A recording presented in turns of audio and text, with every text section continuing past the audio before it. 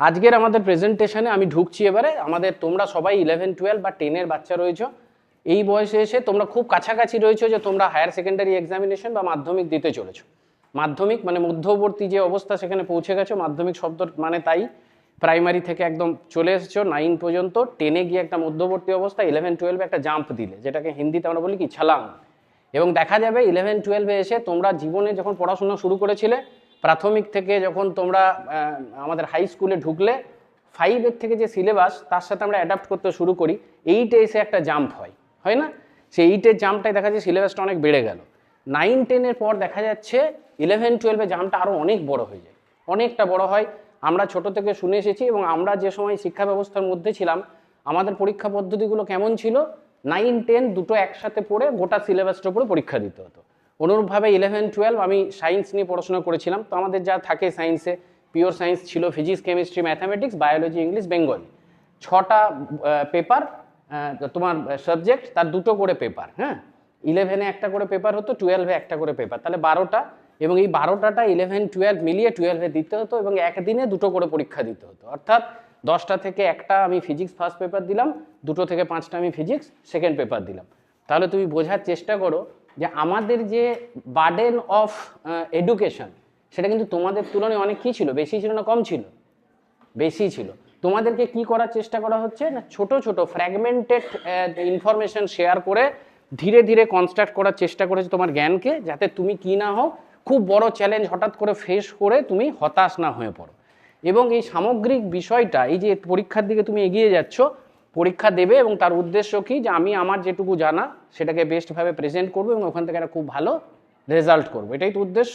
আর result করার উদ্দেশ্য কি না, আমি ভবিষ্যতে যদি কোনো কম্পিটিটিভ এক্সামে বসি, আমার এই রেজাল্টটা আমার একটা টিকিট, একটা সিনেমা হলে ঢোকার টিকিট।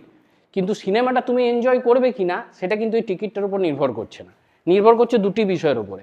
একটা হচ্ছে যে এক্সটার্নাল, একটা ইন্টারনাল। এক্সটার্নাল বিষয়টা হচ্ছে তুমি সিনেমা হলে ঢুকেছো, খুব ভালো একটা সিনেমা দেখছো, এই কোসমিন এই কালের একটা খুব ভালো সিনেমা, যে কোনো তোমরা বলো, হিন্দির প্রতি তোমাদের একটা, আমাদের নর্থ ইন্ডিয়ান যারা রয়েছে তাদের হিন্দির প্রতি একটা ইয়ে রয়েছে, তো তোমাদের ভালো লাগা একটা সিনেমা বলছি, ধরে নাও তারে জামিন পর দেখছো। হ্যাঁ, তারে জামিন পর একটা খুব ভালো সিনেমা, তারে জামিন পর শুরু হয়েছে, তুমি জানো কোন কোন হিরো রয়েছে, কারা রয়েছে ইত্যাদি। সিনেমা হলে ঢুকে সিনেমা শুরু হয়ে গেছে, তোমরা সবাই বসে গেছো। দুটি জিনিস দরকার, একটা হচ্ছে সাইলেন্স, যাতে আশেপাশে কেউ কথা না বলে। কথা বললে আমরা কি হই, বিরক্ত হই।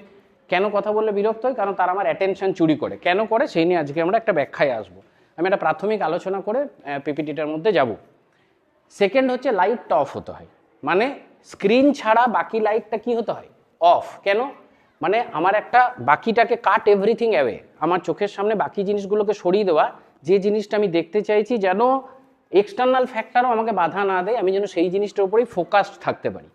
তাহলে আমি ঠিক করলাম দুটো কন্ডিশন, আমি টিকিট কেটেছি, আমি ঢুকে গেছি পরীক্ষার হলে, এবং সেখানে যা যা আমার প্রয়োজনীয় জিনিস আমার কাছে সব কিছু বর্তমান, লাইট অফ হয়ে গেছে, কেউ পাশে কথা বলছে না। তোমরা যে ম্যাচুরিটিতে আছো, এই জন্য আমি উদাহরণগুলোকে সিঙ্ক্রোনাইজ করছি, কম কথা বলে, আশা করব বুঝবে। কোনো জায়গা বুঝতে না পারলে শেষ দিকে ওই কোয়েশ্চেন অ্যান্ড আনসারিং একটা 5 মিনিট করবো, জিজ্ঞেস করতে পারো। ঢুকে গেছো, এইবার নেক্সট জিনিসটা ডিপেন্ড করছে সিনেমাটার কন্টেন্টটার উপর, সিনেমাটি কি আদৌ ভালো না ভালো নয়। যদি সিনেমাটা খুব মনোগ্রাহী হয়, মানে এক্সটার্নাল ফ্যাক্টরগুলোকে তুমি সব কন্ট্রোল করে নিয়েছো, দমন করেছো, নিজের রেস্ট্রিক্ট ইয়েতে নিয়ে এসছো, কন্ট্রোলে নিয়ে এসেছো, এইবার সিনেমা শুরু হয়ে গেছে, এবার তুমি সিনেমার দিকে তাকিয়ে আছো, সিনেমা দেখছো। দেখতে দেখতে বাচ্চা যখন, ওই কি অবস্থি নামটা ছিল, কারো মনে আছে? ঈশান অবস্থি। ঈশান অবস্থি যখন দেখা যাচ্ছে কাঁদছে কিছু বিশেষ অবস্থায়, আমরা যারা দর্শক অনেকে আমরাও কাঁদছি, তাই না? ওর জিতের মধ্যে দিয়ে আমরা যেন নিজেদের জিত দেখতে পাচ্ছি। এবং ওর স্যারের নাম কি ছিল, কে বলতে পারবে? নিকুম স্যার নাম ছিল না? আমির খানের কি নাম ছিল, কারো মনে আছে? তো অদ্ভুত অদ্ভুত নামগুলো দেওয়া আছে, দেখা যাচ্ছে সেই স্যারেরও সেই রোগটা ছিল বলে ওটা আইডেন্টিফাই করতে পারছে, এবং সেই স্যারের জিতের মাধ্যমে আমি নিজের জিত দেখতে পাচ্ছি, ঈশান অবস্থির প্রতিষ্ঠার মাধ্যমে আমি নিজের প্রতিষ্ঠা দেখতে পাচ্ছি। আর যখন এই সিচুয়েশনটা হচ্ছে, এটাকে বলা হচ্ছে ফুলেস্ট পসিবল অ্যাটেনশন, তোমার ওর মাধ্যমে যুদ্ধে জুড়ে গেছে, এবং তুমি যে স্টেটে আছো ওই স্টেটটাকে বলে ফ্লো। কি বলে? ফ্লো। তাহলে আমরা পড়াশোনার ক্ষেত্রে এটাকে কিভাবে ইনকর্পোরেট করব, আমরা যে আলোচনাটা করলাম কিভাবে ইনকর্পোরেট করব, আর একটা ছোট গল্প বলে আমি এখানে ঢুকছি। কিছুক্ষণের জন্য আমরা ভাবি যে আমরা সবাই যাচ্ছি দুর্গাপুরে জাংশন মলে বেড়াতে। কেন না আমরা এই শীতকালে একটু ঘুরবো, ঘোরার পরে একটু কফি টফি খাবো আর কি। আমরা এখান থেকে উঠলাম, একটা বাস ঠিক করা হলো, দুজন বাচ্চাকে দায়িত্ব দেওয়া হলো তোমাদের মধ্যে, একজন মেয়েদের মধ্যে একজন ছেলেদের মধ্যে, যে গুনে নাও কজন উঠেছে। তোমরা গুনে নিলে যে স্যার 1 2 3 4 এরকম 35 জন উঠেছে বা 40 জন উঠেছে। আমরা গিয়ে রানীগঞ্জ স্টেশনে নামলাম, স্টেশনে নামার পর ঢুকলাম, ট্রেন আসবে। ট্রেন আসার আগে কি হয়, আমরা কি করে বুঝি ট্রেন আসবে? অ্যানাউন্স হয়। তাহলে ট্রেনের অ্যানাউন্স হয়, অ্যানাউন্স হওয়ার সময় প্রথমেই কি বলে কারো বলতে পারবে? একদম ফার্স্ট কি বলে? অ্যাটেনশন প্লিজ বলে না, যাত্রীগণ কৃপয়া ধ্যান দে। তাহলে কি এই কথাটা বলার কোনো গুরুত্ব আছে? অ্যাটেনশন প্লিজ নিশ্চয়ই আছে। কেন না আমরা ঢুকে তো সব গল্প করছি, স্যার 2 4 জন স্যার ম্যাডাম নিজেদের মধ্যে গল্প করছে, কোনো স্যার বা ম্যাডাম বাচ্চাদের সাথে, তোমরা নিজেদের মধ্যে হাই হুল্লা করছো, হঠাৎ শুনতে পেলে কি অ্যাটেনশন প্লিজ। যেই শুনতে পেলে তোমরা কি করলে, নিজের যে অ্যাটেনশনটা, ফুলেস্ট পসিবল অ্যাটেনশনটা সব জায়গা থেকে উইথড্র করে নিলে এবং মাইকের দিকে অ্যাটেনশনটা থ্রো করলে যে কি সাউন্ড কি বলতে চাইছে শুনি। সেখানে বললো যে এই এত নম্বর গাড়ি আসছে, এই প্ল্যাটফর্মে দাঁড়াবে ইত্যাদি। আমরা চাপলাম, তারপরে ওখানে গিয়ে নামলাম। আমরা রাস্তায় গল্প করতে করতে যাচ্ছি, দুর্গাপুর স্টেশন নামতে হবে, দুর্গাপুর স্টেশনে নামলাম এবং তারপরে আমরা জাংশন মল চলে গেলাম, ঘুরলাম, ঘোরার পর আমরা বসলাম, কফি বা অন্যান্য খাবারের অর্ডার দিয়ে দিলাম। এবার আমরা ওখানে বসেছি, আমরা নিজেদের মধ্যে গল্প করছি। এবার কফিটা যখন চলে আসবে বা তুমি যে খাবার অর্ডার করেছো যেটা চলে আসবে, তখন কাউন্টার থেকে কি করবে? চিৎকার করবে, তাই না? ধরো আমার নাম রাজীব, রাজীব রায় বলে চিৎকার করলো। তো আমি এত গল্পের মধ্যেও নামটা শুনতে পেয়ে কী করলাম, ওখানে গিয়ে অর্ডারটাকে নিয়ে এলাম, খাবারটা আমাদের মধ্যে ডিস্ট্রিবিউট করলাম, খেতে খেতে গল্প করছি, খাচ্ছি। এইটা গেল গল্প। এবার এই গল্পের মধ্যে অ্যাটেনশন কীভাবে রোল প্লে করছে, অ্যাটেনশন কত রকমের, সেই নিয়ে আমরা আলোচনার মধ্যে ঢুকবো। সেটা হচ্ছে যখন দেখো কত রকমভাবে অ্যাটেনশন নিজের রোল প্লে করছে। যখন স্কুল থেকে আমি 2 জনকে দায়িত্ব দিলাম প্রত্যেকটা বাচ্চা গোনা, তখন যে অ্যাটেনশনটা হচ্ছে pin pointed attention, sustain attention. মানে গোনার সময় তোমাকে কি থাকতে হয়? খুব সচেতন থাকতে হয়, তাই না? সেকেন্ড, এবার বাসে যেতে যেতে গল্প করছো এবং গল্পর মধ্যে যেটা হচ্ছে ওটা হচ্ছে অ্যাওয়ারনেস। মানে আমার অ্যাটেনশনকে 2 ভাগে ভাগ করা হয়, একটা বলে পেরিফেরাল অ্যাওয়ারনেস এবং একটা অ্যাটেনশন। যেমন আমার নিজের অস্তিত্ব আমি বুঝতে পারছি, আমি বাসে আছি, বন্ধুদের সাথে যাচ্ছি, এগুলো আমার ব্রেনে সব বসে গেছে। তার মধ্যে কোনো একটা গল্পর উপর আমি ফোকাস আছি এবং তার মধ্যে যদি স্যার হঠাৎ করে কারো নাম নিয়ে ডাকছেন, এই দেখ তো, আমার কানটা সেদিকেও আছে। এখন প্রশ্ন হচ্ছে যে আমার তো কনসেন্ট্রেশন লেভেলটা হচ্ছে ফিক্সড, ধরো 100 ইউনিট তোমার কনসেন্ট্রেশন আছে। এবার তোমার অনেকগুলো স্টিমুলাস আছে, অনেকগুলো উত্তেজক আছে, নিজেরা গল্প করছো, বন্ধু ডাকছে, স্যার হঠাৎ ডাকলেন, গাড়ির হর্ন বাজছে, বাইরের কোনো একটা দৃশ্য তোমাকে আকর্ষণ করছে। এত কিছু স্টিমুলাস তোমার চারিদিকে ঘটছে, মানে স্টিমুলি রয়েছে যেটা তোমার ব্রেনকে আকর্ষণ করছে, তোমার মাইন্ডকে। কোনটাই তুমি মনোযোগ দিতে পারবে সেটা 2 রকম হতে পারে। সেই জিনিসটা তোমার মনোযোগ টেনে নিল, আর একটা তুমি ইচ্ছাকৃতভাবে মনোযোগ তার উপরে দিলে। এই টেনে নেওয়ার যে ব্যাপারটা, এটা এক্সটার্নালি সবার মধ্যে হয়, কিন্তু নিজে দিতে পারছি কি না তার উপর নির্ভর করবে তোমাদের পরীক্ষার রেজাল্ট কেমন হবে। আজকের আলোচনাটা আমরা সেই জায়গা থেকে শুরু করব, কেমন? সেই জায়গায় তোমাদের জন্য এই স্লাইডটা খুব তাড়াতাড়ির মধ্যেই বানিয়েছি। দেখো একদম প্রথমে কি লেখা আছে, can I have your attention please. লক্ষ্য করে দেখো, অ্যাটেনশন শব্দটা একটা অন্য কালারে লেখা আছে না? তার মানে এটা বুঝলাম কালারও আমার অ্যাটেনশনকে কি করে? অ্যাট্রাক্ট করে।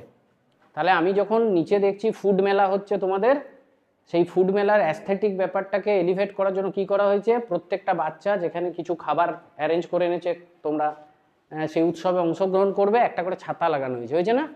কেন না ওকে লোকেট করে দেওয়া হয়েছে যে এইখানে এখানে হবে, যেন আমার অ্যাটেনশন ডিসপার্সড না হয়ে যায়। ঠিক আজকের আমাদের আলোচনাটা সম্পূর্ণ হচ্ছে অ্যাটেনশনের ওপরে নির্ভর করে। এবার দেখা যাচ্ছে অ্যাটেনশন শব্দটা পৌঁছবার আগে আমাকে 2-3টে ধাপ পৌঁছতে হবে। প্রথম ধাপ হচ্ছে, আমরা লিখেছি লাইফ স্কিল অ্যাকর্ডিং টু হু। আপাতত আমরা লাইফ স্কিলের উপর ফোকাস করবো না, কোনোদিন সুযোগ পেলে লাইফ স্কিল নিজেই একটা খুব বড় ব্যাপার, তার নিয়ে আলোচনা হবে। আজকে আমরা দেখব লাইফ স্কিল মানে আমার নিজের জীবনের যে দক্ষতা, তাকে যদি আমাকে উৎকৃষ্ট মানে নিয়ে যেতে হয়, তাহলে মূলত ফার্স্ট আমার কি প্রায়োরিটিতে থাকবে, কি দরকার? প্রথম আমার নলেজ। এবার নলেজ বলতে তো জ্ঞান, তাই না? আমরা অনেক সময় বলি আর জ্ঞান দিস না, বলি না? কোনো জিনিস কখন বলি যদি আমার ফিল্ড অফ ইন্টারেস্টকে সেটা কনফ্লিক্ট করে, তখন আমরা বলি এই শব্দটা জ্ঞান দিস না। কিন্তু যেখানে প্রকৃত অর্থে জ্ঞান দিচ্ছে কেউ আর আমি যদি তার সাথে সরাসরি সংযুক্ত হতে পারি, তখন কিন্তু আমার সেটা মনে হয় না, কারণ তখন আমি সিস্টেমটার অংশ হয়ে যায়। যেমন এই প্রেজেন্টেশনটা যদি তোমরা সবাই মনে করো যে এই প্রেজেন্টেশনটা ভালো হওয়ার দায় শুধু স্যারের নয় আমাদের সবার, এটার ফেলিওর মানে আমাদেরও ফেলিওর, তখন প্রেজেন্টেশনটা কিন্তু অনেক ভালো হয়ে যায়, তাই না? কিন্তু যদি মনে করো প্রেজেন্টেশন স্যারের ব্যাপার, স্যার দিক, আমাদের শুনবো না শুনবো আমরা ডিসাইড করব, এবং আমাদের মধ্যে 4-5 জন পিছনে গল্প করছো ওদিকে করছো, তখন প্রেজেন্টেশনের মানটা কি হবে? ফল করবে। তাহলে প্রেজেন্টেশনের মান দুদিকেই নির্ভর করে, যে প্রেজেন্টেশন দিচ্ছে এবং যে অডিয়েন্স এই প্রেজেন্টেশনকে এক্সপেরিয়েন্স করছে। এবার এক্সপেরিয়েন্সটার কোয়ালিটি কেমন হবে সেটা ডিপেন্ড করে অ্যাটেনশনের উপরে। সেই অ্যাটেনশনের আগে আমরা ফার্স্ট কি এলাম? নলেজ। তাহলে জ্ঞান। জ্ঞান কি না, আমরা বিদ্যালয়ের আঙ্গিনার মধ্যে যদি জ্ঞান নিয়ে আমরা আলোচনা করি তাহলে বিভিন্ন পাঠ্যপুস্তক রয়েছে, টেক্সট বুকস রয়েছে, সাবজেক্ট ওরিয়েন্টেড। আমরা টেক্সট বুকগুলো স্যার বা ম্যাডামরা বিদ্যালয়ে নিজেদের মতো করে তোমাদেরকে বুঝিয়ে দিচ্ছেন, কেননা রিডিং বিটুইন দ্য লাইন মানে টেক্সট বুকে যে তথ্যগুলো আছে অনেক সময় আমরা বুঝতে পারি না, বোধগম্য হয় না, তখন মাস্টারমশাই তার মাঝে বা দিদিমণি যিনি রয়েছেন তার যেহেতু এই বিষয়ে তিনি এক্সপার্ট, তিনি তার একটা রিয়েল লাইফ এক্সাম্পল বা সেই তথ্যকে আরেকটু ফ্র্যাগমেন্টেড করে সহজ করে দেন এবং সেটা আমরা বুঝতে পেরে যাই। তখন এইখানে একটা রেলিভেন্ট এক্সাম্পল দিচ্ছি, তোমরা গজনি সিনেমাটা দেখেছো নাকি? গজনি দেখেছো? আমির খানের ফিগার দেখেছো? ওটা অ্যাকচুয়ালি মেমেন্টো বলে একটা ইংরেজি সিনেমার নকল, কিন্তু কেন আনলাম ঘটনাটা, আমার তখন বয়স খুব কম যখন গজনি এসেছে, আমি দেখছি আমির খান এক্সারসাইজ করছে, এই বড় বড় মাসেল, বাইসেপস, ট্রাইসেপস ইত্যাদি, এবং আমি দেখলাম যে যদি আমারও হতো এক্সারসাইজ করলে, কারণ ওই বয়সে একটা ফিটনেস ফ্রিক আমি এমনিও, তো মনে হতো। আমি একটা ম্যাগাজিনে পড়লাম আমির খান একটা প্রোটিন খাই, তখন প্রোটিনটা দেখলাম বেশ ব্লু কালারের দেখতে, 1 চামচের দাম 2500 টাকা। তখন আমরা যারা প্রাথমিকে চাকরি করি আমাদের বেতন 5000 টাকা, মানে 2 চামচ বেতনে মানে প্রোটিনে আমার বেতন শেষ আর কি। কিন্তু ধরলাম যে আমি যদি ওই প্রোটিনটা পেতাম তাহলে আজ আমির খানের মতো আমার একটা ফিগার কিন্তু হয়ে যেত, মানে ওখানে যেভাবে ফিগারটা হয়েছে।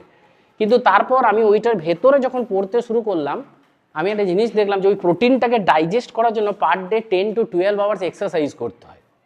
অর্থাৎ আমার নলেজকে ডাইজেস্ট করার জন্য ব্রেনকে আগে কি করতে হয়, সেই নলেজটা ডাইজেস্ট করার মতো যোগ্যতা ব্রেনকে দিতে হয়।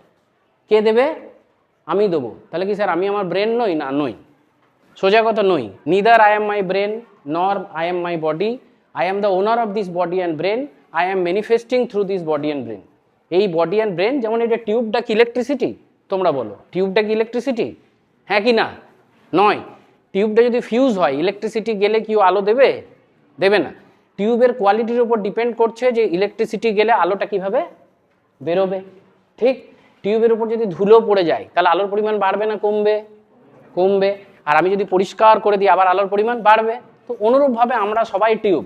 এই সমস্ত এই ইলেকট্রিসিটি মানে কনসিয়াসনেস আমাদের মধ্য দিয়ে ম্যানিফেস্টেড হচ্ছে। আমি যেমন আমার বডি অ্যান্ড মাইন্ডকে তৈরি করে নিতে পারি, যত ভালো তৈরি করব, আমার জন্য আনলিমিটেড কনসিয়াসনেস পৃথিবীর মধ্যে উপস্থিত, তোমার মধ্যে দিয়ে সেটা ম্যানিফেস্টেড হবে। এবার ওটা কতটা ম্যানিফেস্টেড হবে তাহলে কে সিদ্ধান্ত নেবে? সেটা তুমি। তাহলে হু এম আই, কে? আমি কে? না, আমি হচ্ছি সেই সচেতন মানে ব্যাপারটা কনসিয়াসনেস। আর সেই কনসিয়াসনেসের যোগ কার সাথে ম্যাটেরিয়ালাইজ কার মাধ্যমে হবে? অ্যাটেনশনের মাধ্যমে হবে।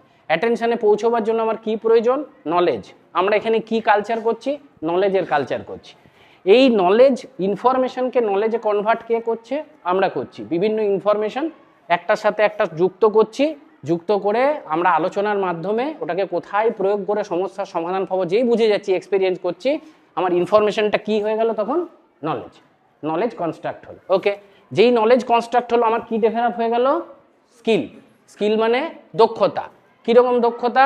না, ধরে নাও তুমি একজন কর্মকার, একজন কৃষক, একজন বারবার, প্রত্যেকে নিজের নিজের ফিল্ডে কাজ করছে, একজন ডাক্তার, একজন ইঞ্জিনিয়ার, সবাই কি সব বিষয়ে ইকুয়ালি দক্ষ? না, সবাই নিজস্ব নিজস্ব ফিল্ড আছে। একজন ডাক্তারকে যদি একটা ইঞ্জিনিয়ারের কাজ দিই নষ্ট হবে, একটা ইঞ্জিনিয়ারকে যদি হঠাৎ একটা অপারেশনের মধ্যে ঢুকিয়ে দিই নষ্ট হবে। এমনকি একজন জেনারেল ফিজিশিয়ানকে ম্যামোগ্রাফার অর্থাৎ একটা কার্ডিয়াক সার্জারিতে ঢুকিয়ে দিলেও কী হবে? অবধারিত মৃত্যু হবে। কেন না, আমাদের এই স্কিল ডেভেলপমেন্টটা কিসের উপর নির্ভর করে? যে আমি কোন ফিল্ডের নলেজ ইনকালকেট করছি। তাহলে একটা স্টুডেন্টের প্রাইম অবজেক্টিভ কি? একটা স্টুডেন্টের বয়সের সাথে সাথে তোমার প্রফেশনাল জায়গাটা যে চেঞ্জ হয়ে যাবে, কেরিয়ারের জায়গাটা, আমার অবজেক্টিভগুলো চেঞ্জ হতে থাকে। একটা স্টুডেন্টের প্রাইম অবজেক্টিভ কি? না, আমি রেজাল্ট করব। তাহলে আমার দিনে মূল সময়টা কিসের উপর ইনভেস্ট থাকার কথা? বলো, পড়াশোনাতে ইনভেস্ট থাকার কথা।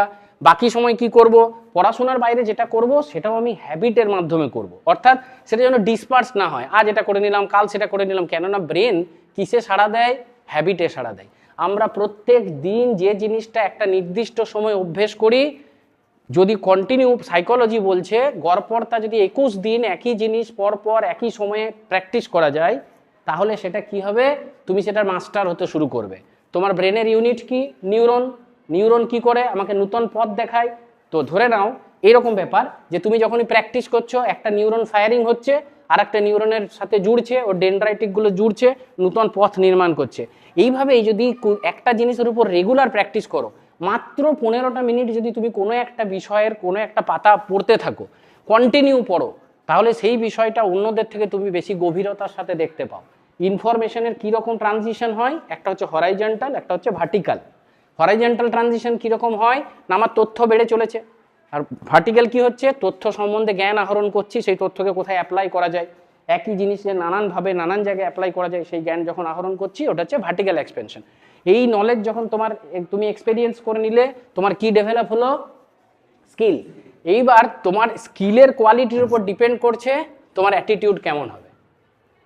তুমি যদি কোনো একটা বিষয়ে স্কিল্ড নও, কিন্তু তোমাকে প্রেশার দেওয়া হয় তোমার সেটা স্কিল্ড হওয়া, তোমার অ্যাটিটিউডটা কীরকম হওয়ার সম্ভাবনা রয়েছে, হয় বিরক্ত হবে, প্রলংড বিরক্ত, মানে দীর্ঘক্ষণ বিরক্তি থেকে কি আসবে, রাগ, ব্লাড প্রেশার বাড়বে, চোখ জ্বালা করবে, উত্তেজনা আসবে, এবং আমার শব্দকোষের উপর আমার নিয়ন্ত্রণ হারাবো, মেবি আমার মাসেলের উপরও নিয়ন্ত্রণ হারাবো। তখন শব্দ শক্তি শেষ হবে, পেশি শক্তি উত্থান হবে, তখন মারামারি ঘষাঘষি শুরু হয়ে গেল, হলো না? তাহলে আমি কি এই জায়গাগুলো হচ্ছে আমার প্রোডাক্ট, এগুলো কি প্রোডাক্ট, আর এই দুটো কি প্রসেস। তো আমি প্রোডাক্টকে কন্ট্রোল করতে গেলে কাকে কন্ট্রোল করতে হয়, প্রসেসকে কন্ট্রোল করতে হয়।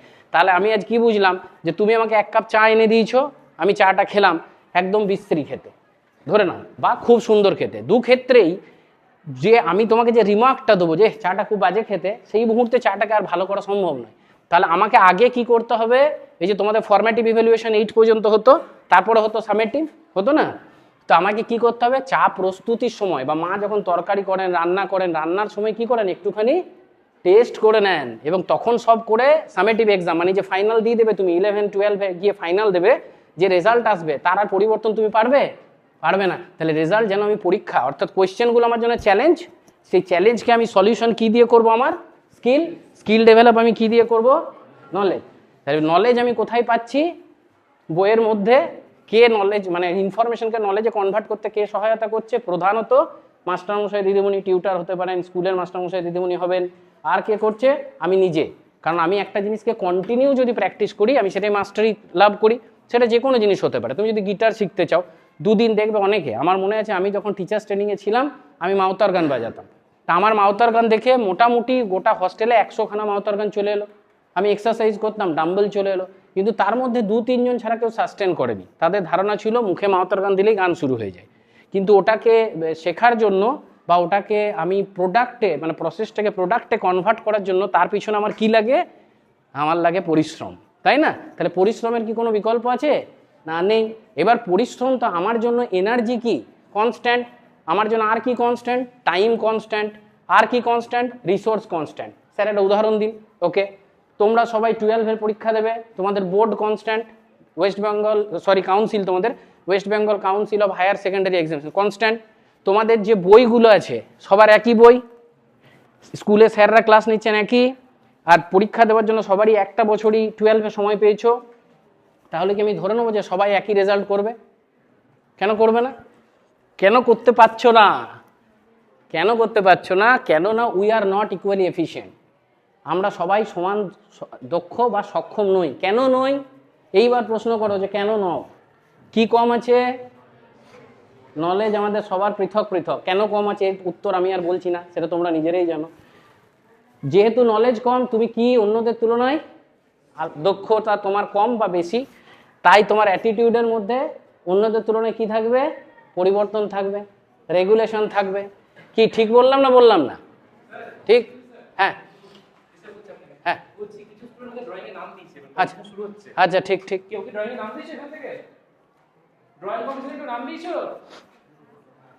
যদি দিয়েছো বলে দাও, আবার এটা শোনার জন্য বসে দেখো। আচ্ছা ঠিক। দাওনি তো সত্যি করে? চুপ থেকে যেও না আবার। হ্যাঁ, যে যে দিয়েছো যেতে পারো। যাই হোক, তাহলে এইবার তুমি হায়ার সেকেন্ডারি এক্সামিনেশন দিচ্ছ বা ক্লাস 10 এক্সামিনেশন দিচ্ছ। আচ্ছা, আর একটা মাঝে তথ্য তোমাদের বলা দরকার, তাহলে আমাদের প্রেজেন্টেশনটা আরও সুন্দর হয়ে যাবে। সেটা হচ্ছে যে অ্যাটেনশনের প্রসেসিং কিভাবে হয় না, আমরা ম্যাক্সিমাম একটা হিউম্যান বিং পার সেকেন্ডে 126 বিটস, ম্যাথামেটিক্যাল একটা ক্যালকুলেশন আছে, অ্যাটেনশন প্রসেস করতে পারে। তার মধ্যে কারো কথা বোঝার জন্য অন্তত 60 বিটস অ্যাটেনশন দরকার হয়। কারো কথা বলার জন্য কত? 60 বিটস। আর তোমার নিজের অস্তিত্বকে মনে রাখার জন্য 15-20 বিট যায়। আমি রাজীব রায়, আমি বোরিংডাঙ্গা স্কুলে রয়েছি, আমি অ্যাটেনশনের ওপরে একটা পিপিটি ডেভেলপ করেছি, আমি এখানে ওই বাচ্চাদের মাঝে 11-12 বাচ্চাদের মাঝে এটা শেয়ার করছি, এইটা ভাবছি, আমি শ্বাস প্রশ্বাস নিচ্ছি, আমি হাঁটছি, এইটা আমি অটোমেটিক প্রসেসে 20 বিটস আমার চলে গেল। ধরো 100 বিটস রইল। এবার 100 বিটসের মধ্যে আমার কারো কথা বোঝার জন্য মিনিমাম কত দরকার? 60 বিটস। এইবার ধরে নাও ও আমাকে একটা প্রশ্ন করছে, হলো, অ্যাট দ্য সেম টাইম এও প্রশ্ন করছে, তাহলে দুজন প্রশ্ন করলে কত বিট হয়ে গেল? 120 বিট। আমার ব্রেন কি রেসপন্স করতে পারবে? কনফিউজড হলো। এবার 3 জন করছে, কি হলো? আরো ভয়ঙ্কর বিরক্তি। এই দিক থেকে আরেকজন করছে, কি হলো? আরো ভয়ঙ্কর বিরক্তি। এবং আমি প্রশ্নটাই বুঝতে পারলাম না। কেন পারলাম না? কারণ আমার ব্রেন যতটা দরকার ছিল অ্যাটেনশনের জন্য প্রসেস করার পাচ্ছে না, সব মিলেমিশে খিচুড়ি হয়ে গেছে। ওই জন্য আমরা ভিড়ে কি বলি? একে একে বল, চুপ চুপ, সবাই চুপ, একজন করে কথা বল। কেন বলি এবার বোঝা গেছে? কারণ আমি বুঝতে পারি না। আচ্ছা, যাই হোক, তাহলে এই হলো আমি কেন এটা বললাম যে আমাদের আলোচনার মাঝে যদি তোমরা নিজেদের মধ্যে কথা বলো, দুটো কারণ হতে পারে, যে সাবজেক্টটা ইন্টারেস্ট আছে তাই বলে নিচ্ছ, ওটা পরে বলবে। আর একটা হতে পারে ইন্টারেস্ট লাগছে না, বিরক্তি লাগছে, তো একটু ধৈর্য ধরো, বাকিদের কোঅপারেট করো। আর যদি খুব বিরক্তি লাগে তাহলে বলবে আঁকাই নাম আছে বলে নিচে চলে যাবে, হয়ে গেল, আমারও সম্মান থেকে গেল, তোমাদেরও ভালো লাগবে। তো অ্যাটেনশনকে একবার ফল করে গেলে সেম জায়গায় রিগেন করতে অন্তত 12 মিনিট সময় লাগে। মানে আমার একটা ক্লাস চলছে, আমরা ডিসকাশন করছি, মাঝে হঠাৎ যদি কোনো অ্যাটেনশন ব্রেক হয়, কোনো কারণে অ্যাটেনশনাল ব্রেক হয়, তাহলে এই সেম জায়গায় কোয়ালিটি এনরিচ করতে গড়ে 12 মিনিট লাগে। আর যদি ডিজিটাল ইন্টারফারেন্স হয় তাহলে 23 মিনিট লাগে। কেন ডিজিটাল ইন্টারফারেন্স বললাম কথাটা, এটা একটু পরে আসছি, তোমরা বুঝতেই পারছো। যাই হোক, তাহলে আমার ব্যালেন্স অফ 3 এরিয়াস কি রয়েছে? Knowledge, attitude, skill. এরা একে অপরকে রেইনফোর্স করছে। আমার যত ভালো নলেজ আমি তত বেশি স্কিল্ড, যত বেশি স্কিল্ড আমার অ্যাটিটিউড তত কনফিডেন্ট এবং পজিটিভ, যত বেশি কনফিডেন্ট আমি তত বেশি কি বাড়াবো, আমার যত বেশি নলেজ বাড়াবো আমি কি হব তত। তাহলে এইটা একটা আনএন্ডিং সাইকেল তুমি জন্ম দিচ্ছ তোমার ভেতরে। এইটা জন্ম আমরাই দিতে পারি, এই জন্মটা আমরাই দিতে পারি, এটা বাইরের থেকে বেশিক্ষণ করা যায় না। আরোপ করে আমি তোমাদেরকে বেশিক্ষণ চুপ রাখতে পারবো না, পানিশমেন্ট দিয়ে যে এই যে কথা বলবে কান ধরে বেঞ্চে দাঁড় করিয়ে দেবো, এইটা কিছুক্ষণ। কিন্তু তুমি যখন নিজের ভালোটা বুঝতে শুরু করবে তখন কিন্তু ওটা হচ্ছে ফ্লো, অর্থাৎ সিঙ্গেল পয়েন্টেড বা পিন পয়েন্টেড অ্যাটেনশনের দিকে আমরা এগিয়ে যাই। যাই হোক, এইবার তোমাদের কাছে আমি জানতে চাইবো, আমি কিছুক্ষণ আগে একটা কথা বললাম, আমাদের জীবনে কিছু জিনিস ধ্রুবক, যেগুলো নষ্ট হয়ে গেলে সেগুলো আবার ফিরে পাওয়া মুশকিল। তাহলে এখানে লেখা রয়েছে skill is a learned ability or capacity which helps us to do a task using less. কি কম, মানে যে স্কিলড হবে তার কি কম লাগবে? প্রথম, টাইম। বাহ, ওর জন্য একটা হাততালি দাও। ঠিক। সেকেন্ড কে বলতে পারবে আর কি কম লাগবে? ভেবে দেখো, আমি 3টে জিনিসের কথা তোমাদের বললাম যে আমাদের জীবনে এটা ধ্রুবক, তার উপরে নির্ভর করছে যে আমার রেজাল্ট কেমন হবে বা কোনো কাজের কোয়ালিটি কেমন হবে। সেকেন্ডটা কি? এনার্জি। তোমার এনার্জি কনস্ট্যান্ট, তুমি একই এনার্জিকে 10 জায়গায় ঘুম থেকে উঠে তুমি কোথায় কতটা এনার্জি খরচ করে দিলে সেটা কি আর ফিরে পাবে না। কারণ খরচ হয়ে গেলে আমার কি কমে যায়? আয়ু কমে যাচ্ছে। আমি যত দিনের জন্য পৃথিবীতে রয়েছি আয়ুটা কমে গেল, তাহলে আমি এনার্জি খরচ করার আগে এবার কি করব? পারপাস ফিক্স করব। Time is a perishable component. Perishable মানে যেটা আর ফিরে পাওয়া যায় না, রিগেইন করা যায় না। তাহলে যে টাইমটা পেরিয়ে গেল, এই যে এইচএস তোমরা দেবে, যেটা পেরিয়ে গেছে সেটা কি ফেরত আনা যাবে? কেউ বলতে পারো যে স্যার আমি তো 8 ঘন্টা করে পড়ি, তো আমি ধরুন 2 দিন 8 ঘন্টা পড়িনি, আমি বাকি পরের দিনগুলি 2 ঘন্টা করে বেশি পড়িনি, তাতে কি এসে যায়? ওই টাইমটা কি ফেরত এলো? সেই সম্ভাবনা যেটা ব্যবহার করতে পেতে সেটা কি এলো না? তাহলে আমি টাইম ম্যানেজমেন্ট শিখতে হবে, সময়ের ব্যবহার ঠিক। লাস্ট কি আছে? রিসোর্সেস। এর মধ্যে দেখো, তুমি এনার্জি আর রিসোর্সকে একটা রিগেন করার তাও অপরচুনিটি আছে। তোমার বই ছিঁড়ে গেছে, বই কিনতে পারো, মাস্টারমশাইয়ের কাছে একদিন ক্লাস ইচ্ছাকৃতভাবে কামাই করেছো, পরের দিন হাতে পায়ে ধরেও সেটা বুঝে নিতে পারো, কিন্তু যেটা পারো না কি টাইম। তাহলে টাইম যদি পেরিয়ে যায়, তাহলে এই জন্য আমরা বলি না সব টাইমের ব্যাপারে ভাই, সময়ের ব্যাপার। তাহলে সময় কিন্তু এই যে ত্রিমাত্রিক জীবনযাপন আমাদের, তার মধ্যে সবচেয়ে গুরুত্বপূর্ণ কম্পোনেন্ট কি হলো? সময়। এবার তাহলে প্রশ্ন হচ্ছে এই সময়কে আমি কিভাবে ব্যবহার করব না, these are the 5 biggest time wasters in workplace. প্রথমটা হচ্ছে প্রোক্রাস্টিনেশন। এখনকার দিনে একটা বিখ্যাত শব্দ লাস্ট 3 বছর ধরে উঠে এসছে, যে কথাটা মানে হচ্ছে গড়িমসি। কি হচ্ছে? গড়িমসি মানে কি? কাল করে নেবো, সকালবেলা বিকেলে মেকআপ দিয়ে দেবো, স্যার আজকে ছেড়ে দিন, কালকে এক্সট্রাটা দেখিয়ে দেবেন, হলো। এটা একটু আধটু হলে ঠিক আছে, কিন্তু বেশি হলে যেটা তৈরি হয় সেটা হচ্ছে burden of residual. Burden of residual মানে তোমার বাকি কাজ একটু একটু জমতে জমতে এমন একটা জায়গায় পাহাড় প্রমাণ হয়ে যাবে, আর রিকভারি করতে পারবে। তখন কি আসবে? হতাশা। কি আসে? হতাশা। মনে রাখবে, তুমি যে জিনিসটা পাওনি ততক্ষণ ডোপামিন কিক করছে, আমাদের একটা নিউরো ট্রান্সমিটার ব্রেনের। সে বলছে যে তোমার ঘর নেই, তুমি ব্রিজের নিচে থাকো। চলে গেলে ব্রিজের নিচে থাকলে হবে, একটা তাঁবু বানাও, বানিয়ে ফেললে। তাঁবু বানালে হবে, একটা ঘর বানাও, তুমি একটা কাঁচা ঘর বানিয়ে ফেললে। বল না, একটা ভালো পাকা ঘর বানাও, সেটাও বানালে। এইবার কি হলো, পাকা ঘর থেকে তুমি একটা আম্বানির মতো 60 তলা ঘর, মানে আম্বানিকে উদাহরণ যদি নিই, ওর ডোপামিন এমন কিক করছে যে ও একটা 60 তলা ঘর বানিয়ে নিয়েছে। তাতে যা ইলেকট্রিক বিল আসে, তাতে আমাদের এইরকম ছোটোখাটো 20টা গ্রাম এক মাসও ওই বিল আসবে না, ওরা একদিনে যা আসে।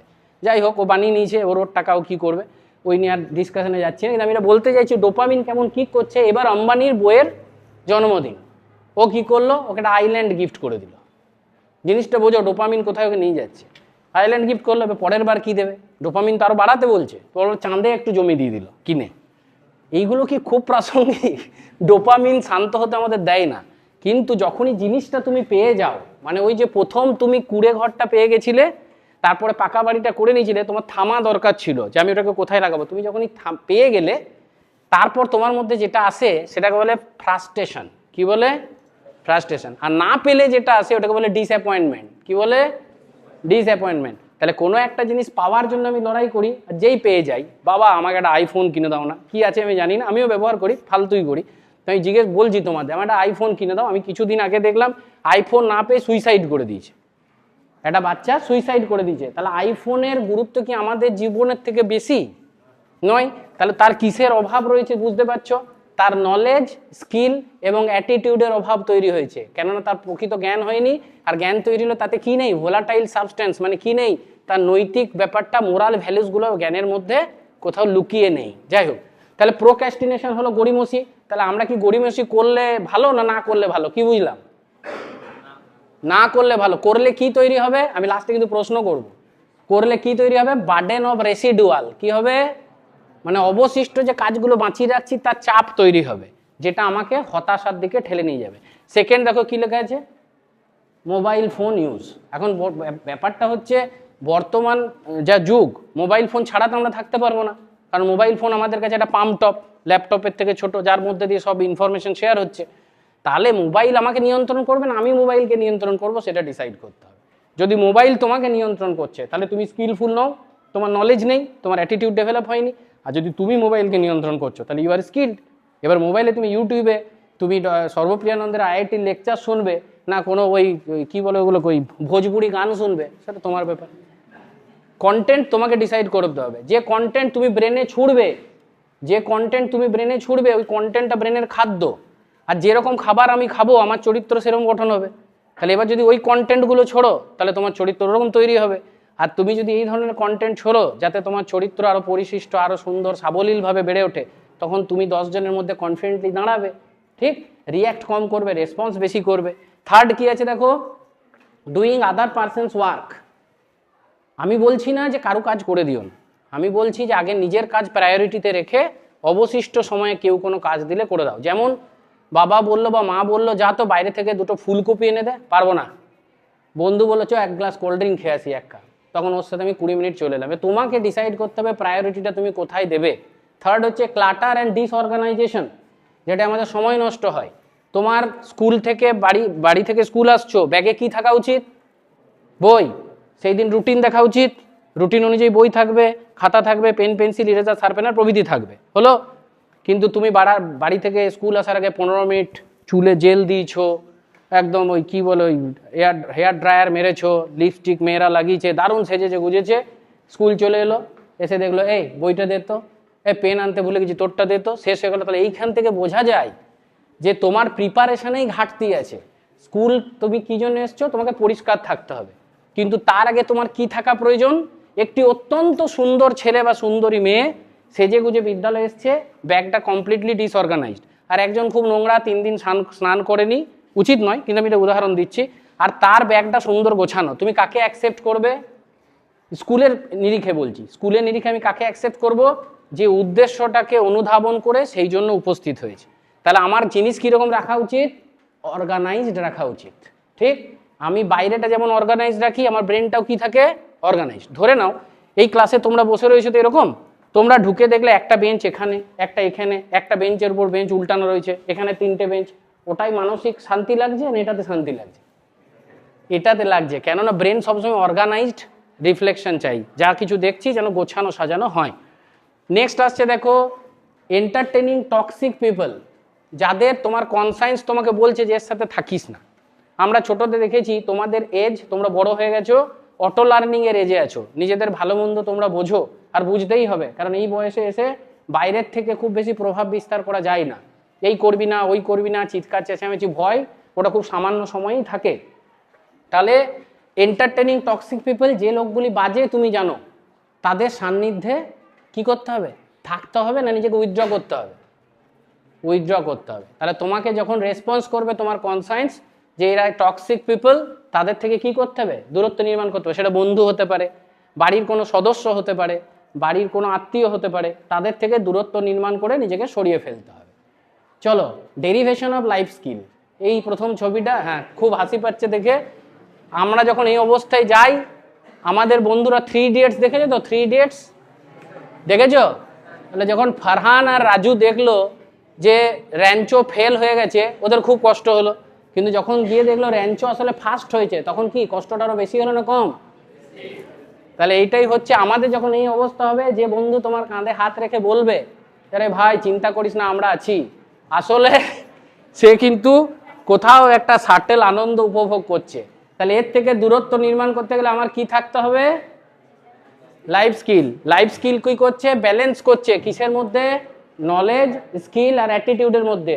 নলেজ কে দিচ্ছে? বই খাতা। ম্যানেজমেন্ট কি করতে হচ্ছে? টাইম। প্রকৃতির সাথে নিজেকে কি সংযুক্ত রাখতে হচ্ছে, আর কার থেকে আমাকে নিয়ন্ত্রণ রাখতে হচ্ছে? বোঝা গেছে? ঠিক।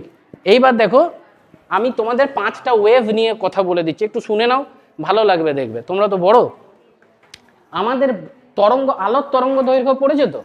আমরা সকালবেলায় কেন আকাশ লাল হয়, সন্ধ্যায় লাল হয়? কারণ লাল রঙের তরঙ্গ দৈর্ঘ্য কম, তার পেনিট্রেশন পাওয়ার বেশি ইত্যাদি। অনুরূপভাবে আমি যে তোমাদের সাথে কথা বলছি না, প্রত্যেকটা শব্দর নিজস্ব কম্পাঙ্ক আছে। আমি কোনো বাজে শব্দ ব্যবহার করলে তোমাকে স্পর্শ না করেই আমার সম্বন্ধে একটা খারাপ ধারণা নির্মাণ করে দিতে পারি, আবার ভালো শব্দ ব্যবহার করলে আমার সম্বন্ধে ভালো ধারণা। তাহলে শব্দ হচ্ছে খুব বড় ম্যাজিক। এই জন্য আমাদের হিন্দু ধর্মে উপনিষদে বলে দিয়েছে শব্দই হলো ব্রহ্ম। কি? ওই জন্য মারা ছোটতে কি বলতো? হাতের ইট আর মুখের কথা বলার আগে, ছাড়ার আগে ভাববি, ছেড়ে দিলে কি হবে? আর তাকে ফিরিয়ে আনতে পারবো না। এই শব্দের কম্পাঙ্কের উপর নির্ভর করছে আমার চরিত্র। তাহলে কি ধরনের শব্দ আমি ব্যবহার করছি, যেমন আমি অন্যকে প্রভাবিত করছি, আমার শরীর মনও তার সাথে কি হচ্ছে, এখান থেকেই তো বেরোচ্ছে শব্দটা, তাহলে সেও কি হচ্ছে, সাথে সাথে প্রভাবিত হচ্ছে। এই ব্রেনে আমার যে চিন্তা কক্ষগুলো আছে না, যে তরঙ্গগুলো, এনার্জিটা ব্রেনের মধ্যে থাকে। আমি যখন ডিপ স্লিপে থাকি তখন যে তরঙ্গটা থাকে তার নাম ডেল্টা ওয়েভস। কি নাম? আমি এইভাবে ভাগ করে নিই, আলফা, বিটা, গামা, আর নিচে আসছে থিটা, ডেল্টা। হয়েছে? তাহলে আমি ডিপ স্লিপে আছি, ডেল্টা ওয়েভ, ডিপ স্লিপে আছি। নেক্সট হচ্ছে হালকা স্লিপে আছি, স্বপ্ন দেখছি, থিটা ওয়েভস। জাস্ট ঘুম থেকে উঠলাম, কি হলো? ঠিক ঘুমোতে যাওয়ার আগে বা ঘুম থেকে ওঠার পর একটা রিল্যাক্স ব্যবস্থা থাকে শরীরে, মাইন্ড কি হয়, ধীরে ধীরে জাগ্রত হয়, একটা আরামদায়ক ব্যবস্থা গোটা শরীর আর মনের মধ্যে থাকে, খুব রিল্যাক্স থাকি। কি ওয়েভ? আলফা। আমরা এখানে কনভারসেশন চলছে, কি ওয়েভ? বিটা। এই কনভারসেশনের পর আমি তোমাদের একটা প্রশ্নপত্র দিয়ে দিলাম, তোমরা উত্তর লিখছো, আর কারোর সাথে নয়, তুমি আর ওই উত্তরের মধ্যে আর কেউ নেই, একমুখী একটা সম্পর্ক। কি ওয়েভ?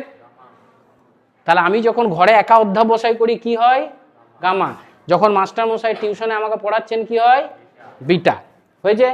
এইবার একটা জিনিস মনে রাখতে হবে, যখন তুমি ডিজিটাল ডিভাইসের সঙ্গে আছো না, তখন এই বিটা গামা আলফা খুব স্পিডে ব্রেনের মধ্যে কি হয়, তরঙ্গগুলোর পরিবর্তন হয়, তখন এনার্জি আমার কি হয়, ওয়েস্টেজ হয়, যার ফলে আমার টলারেন্স লেভেল কমে যায়। কোন জিনিসে, কোনো একটা জিনিসে দীর্ঘক্ষণ থাকার যে টলারেন্স লেভেল, এটাকে বলে টলারেন্স অফ মোনোটনি।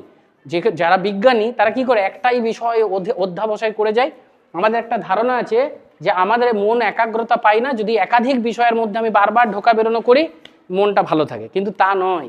তুমি দেখবে পরীক্ষার আগে যখন প্যানিক হয়, যখন পজিটিভ স্ট্রেস হয়, তখন একটা সাবজেক্টে যখন আমি ডুবে যাই পড়তে পড়তে, সেই দিন কনফিডেন্সটা বেশি লাগে না কম লাগে? বেশি লাগে। এর থেকে প্রমাণিত হয় কোনো একটা জিনিসে আমি দীর্ঘক্ষণ থাকলে আমার মানসিক যে ক্ষমতা বৃদ্ধি পায়, নানান জিনিসে গেলে সেখানে কি হয়, ওয়েস্টেজ হয়। এইবার তুমি ভাবো, তুমি ডিপ স্লিপে ছিলে, তুমি ঘুম থেকে ওঠার আগের অবস্থা, তুমি ঘুম থেকে উঠলে, উঠে হাতে কি নিলে, প্রথমেই বই নিলে, তো খুব ভালো বাবা, আমি খুব খুশি হলাম যদি বই নাও। আর যদি বই না নাও তাহলে কি নিচ্ছ, মোবাইল। ডাইরেক্ট কোথায় গেলে, আমি তোমাদের সাথে কথা বলছি, বলতে বলতে ধরো আমি 1 সেকেন্ডে শক্তিমানের মতো উড়ে তোমার কানের কাছে এসে এই জোরে কথাটা বলে দিয়েছি। এই ভয়ানক জোরে যখনই ধাক্কাটা ব্রেনে লাগলো, সেটা আমার ব্রেনে কি করলো, ড্যামেজ করলো, ফ্র্যাগমেন্টেড ড্যামেজ। তাহলে তুমি প্রত্যেক দিন নিজের ব্রেনকে কি করছো, ফ্র্যাগমেন্টেড ড্যামেজ করছো। এই ড্যামেজ নন রিপেয়ারেবল ড্যামেজ, অর্থাৎ তোমার অ্যাটেনশন পাওয়ার ইম্পেয়ার করে দিচ্ছে, তোমার যে অ্যাটেনশনের ক্ষমতা সেটা দিন দিন কি করে দিচ্ছে, কমিয়ে দিচ্ছে। তাহলে আমি কেন এগুলো ব্যাখ্যা করছি, যে আমার ব্রেন লজিককে সাপোর্ট করে। লজিক শব্দটা এসছে লোগোজ থেকে। লোগোজ মানে হচ্ছে প্রজ্ঞা, যে প্রজ্ঞা আমার মধ্য দিয়ে মানে কি হচ্ছে, প্রকাশিত হচ্ছে, ম্যানিফেস্টেড হচ্ছে। তাহলে সেই এত গুরুত্বপূর্ণ জিনিসকে এইভাবে কি ওয়েস্টেজ করা উচিত? উচিত নয়। তাহলে আমি ওয়েভগুলো নিয়ে পরে জিজ্ঞেস করবো, একবার দেখে নাও ভালো করে। আলফা, তারপরে বিটা, তারপরে গামা, আর যখন ডিপ স্লিপে আছি ডেল্টা, আর ঘুম থেকে ওঠার আগে থিটা সরাবো। এরপর আমি বুঝতে পেরে যাবো পরে যে তোমাদের অ্যাটেনশন কতটা ছিল। উত্তরকে দিচ্ছে, তারপর আমি বুঝতে পারবো যে তার অ্যাটেনশনটা ছিল কিনা। হাঁটাবো, হাঁটালাম। এইবার এখানে একটা গাণিতিক সম্পর্ক দেওয়া রয়েছে, তুমি যত বেশি নলেজ কালেক্ট করতে চাইবে তত বেশি কি দিতে হবে, সময়। তাহলে time is directly proportional to knowledge, বা time is inversely proportional to skill. যে দক্ষ হবে সে কম সময়েই একই কাজ করে ফেলবে। অর্থাৎ আমি যদি একটা পাতা পড়তে দিলাম, এই ক্লাসে সবার হাতে দিয়ে দিলাম, দিয়ে আমি সবাইকে 10 মিনিট সময় দিলাম, 10 মিনিট পর যখন রেসপন্স পাবো, সবাইকে একই রেসপন্স দিতে পারবে? পারবে না। যে বেশি দক্ষ সে ওই 10 মিনিটে ওই পাতা থেকে অনেক বেশি কি করে ফেলেছে, বুঝে ফেলেছে। ঠিক রিসোর্সের সাথে স্কিলের সম্পর্ক কেমন, ইনভার্সলি প্রপোর্শনাল। যে স্কিলড হয় সে ওয়েস্টেজ কম করে, যে কম স্কিলড হয় সে ওয়েস্টেজ বেশি করে। আচ্ছা, যেমন ধরো মা যখন রান্না করছেন, তুমি যখন রান্না করছো, পার্থক্যটা বোঝো। টাইম বেশি নিচ্ছ, ওয়েস্টেজ বেশি হচ্ছে। যদিও তুমি খুব সফিস্টিকেটেড ওয়েতে করছো, মা আট পরে শাড়ি পরে কত মাপছে না, 2 চামচ 3 চামচ কতটা জল ফটাফট দিল, কেন উনি ওটা রেগুলার করেন, উনি মাস্টার হয়ে গেছেন। তুমি একদিন ইউটিউব খুলে বসেছো, আজ আমি মাংস রান্না করব, ঠিক আছে, এটা বিরাট ব্যবস্থাপনা ডেভেলপ করেছো। খাওয়ার পর দেখা গেল খুব একটা আহমরি স্বাদ হয়নি, কিন্তু বাবা বললো দারুণ। কেন, যে তুই রেগুলার করিস না, এটা হচ্ছে মোটিভেশন, ঠিক আছে, যাতে তুমি আবার করো। ডিমোটিভেট হয়ে গেলে তার করবে না। নেক্সট আসছে কি, এনার্জি। এনার্জির সাথে স্কিলের সম্পর্ক কিরকম বলো, ইনভার্স। অর্থাৎ যদি আমি স্কিলড হই, আমার এনার্জি কি হবে, কম খরচ হবে।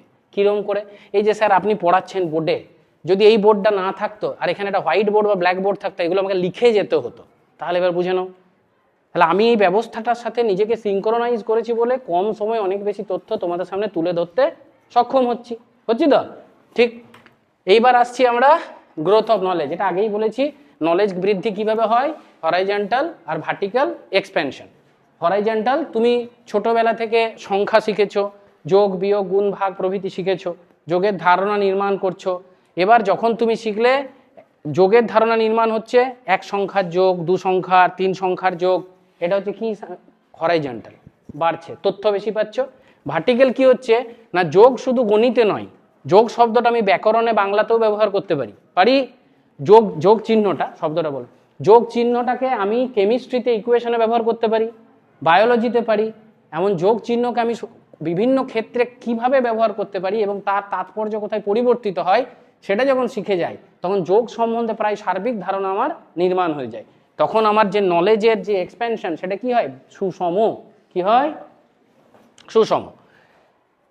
কগনিটিভ স্কিল অর্থাৎ আমাদের ব্রেন, দেখো তোমার ব্রেনে সব তথ্যই আছে, কিন্তু তথ্যগুলো যদি ক্লাটার অ্যান্ড ডিসঅর্গানাইজড ওয়েতে থাকে, এটা ভাল লাগছে মাথাকে আরাম দিচ্ছে, এটা মাথাকে আরাম দিচ্ছে, এটা লাটায় সুতো, আমি ঘুড়ি ওড়াচ্ছি, মাঞ্জা দিচ্ছি, এবার আমি দেখছি দুটো ঘুড়ি কেটে গেছে, আমি দৌড়াচ্ছি, কি বলে ওটাকে, ঘুড়ি লুট করা নাকি, আমরা লুট করে নিয়ে এসেছি, সুতোগুলো সব এই দিক ওই দিক বেঁচে, মাথা কিরম বিরক্তি লাগে না, আস্তে আস্তে ছাড়িয়ে প্যাচ ছাড়িয়ে আমরা কি করি, ওটাকে সঠিক ইয়েতে নিয়ে আসি।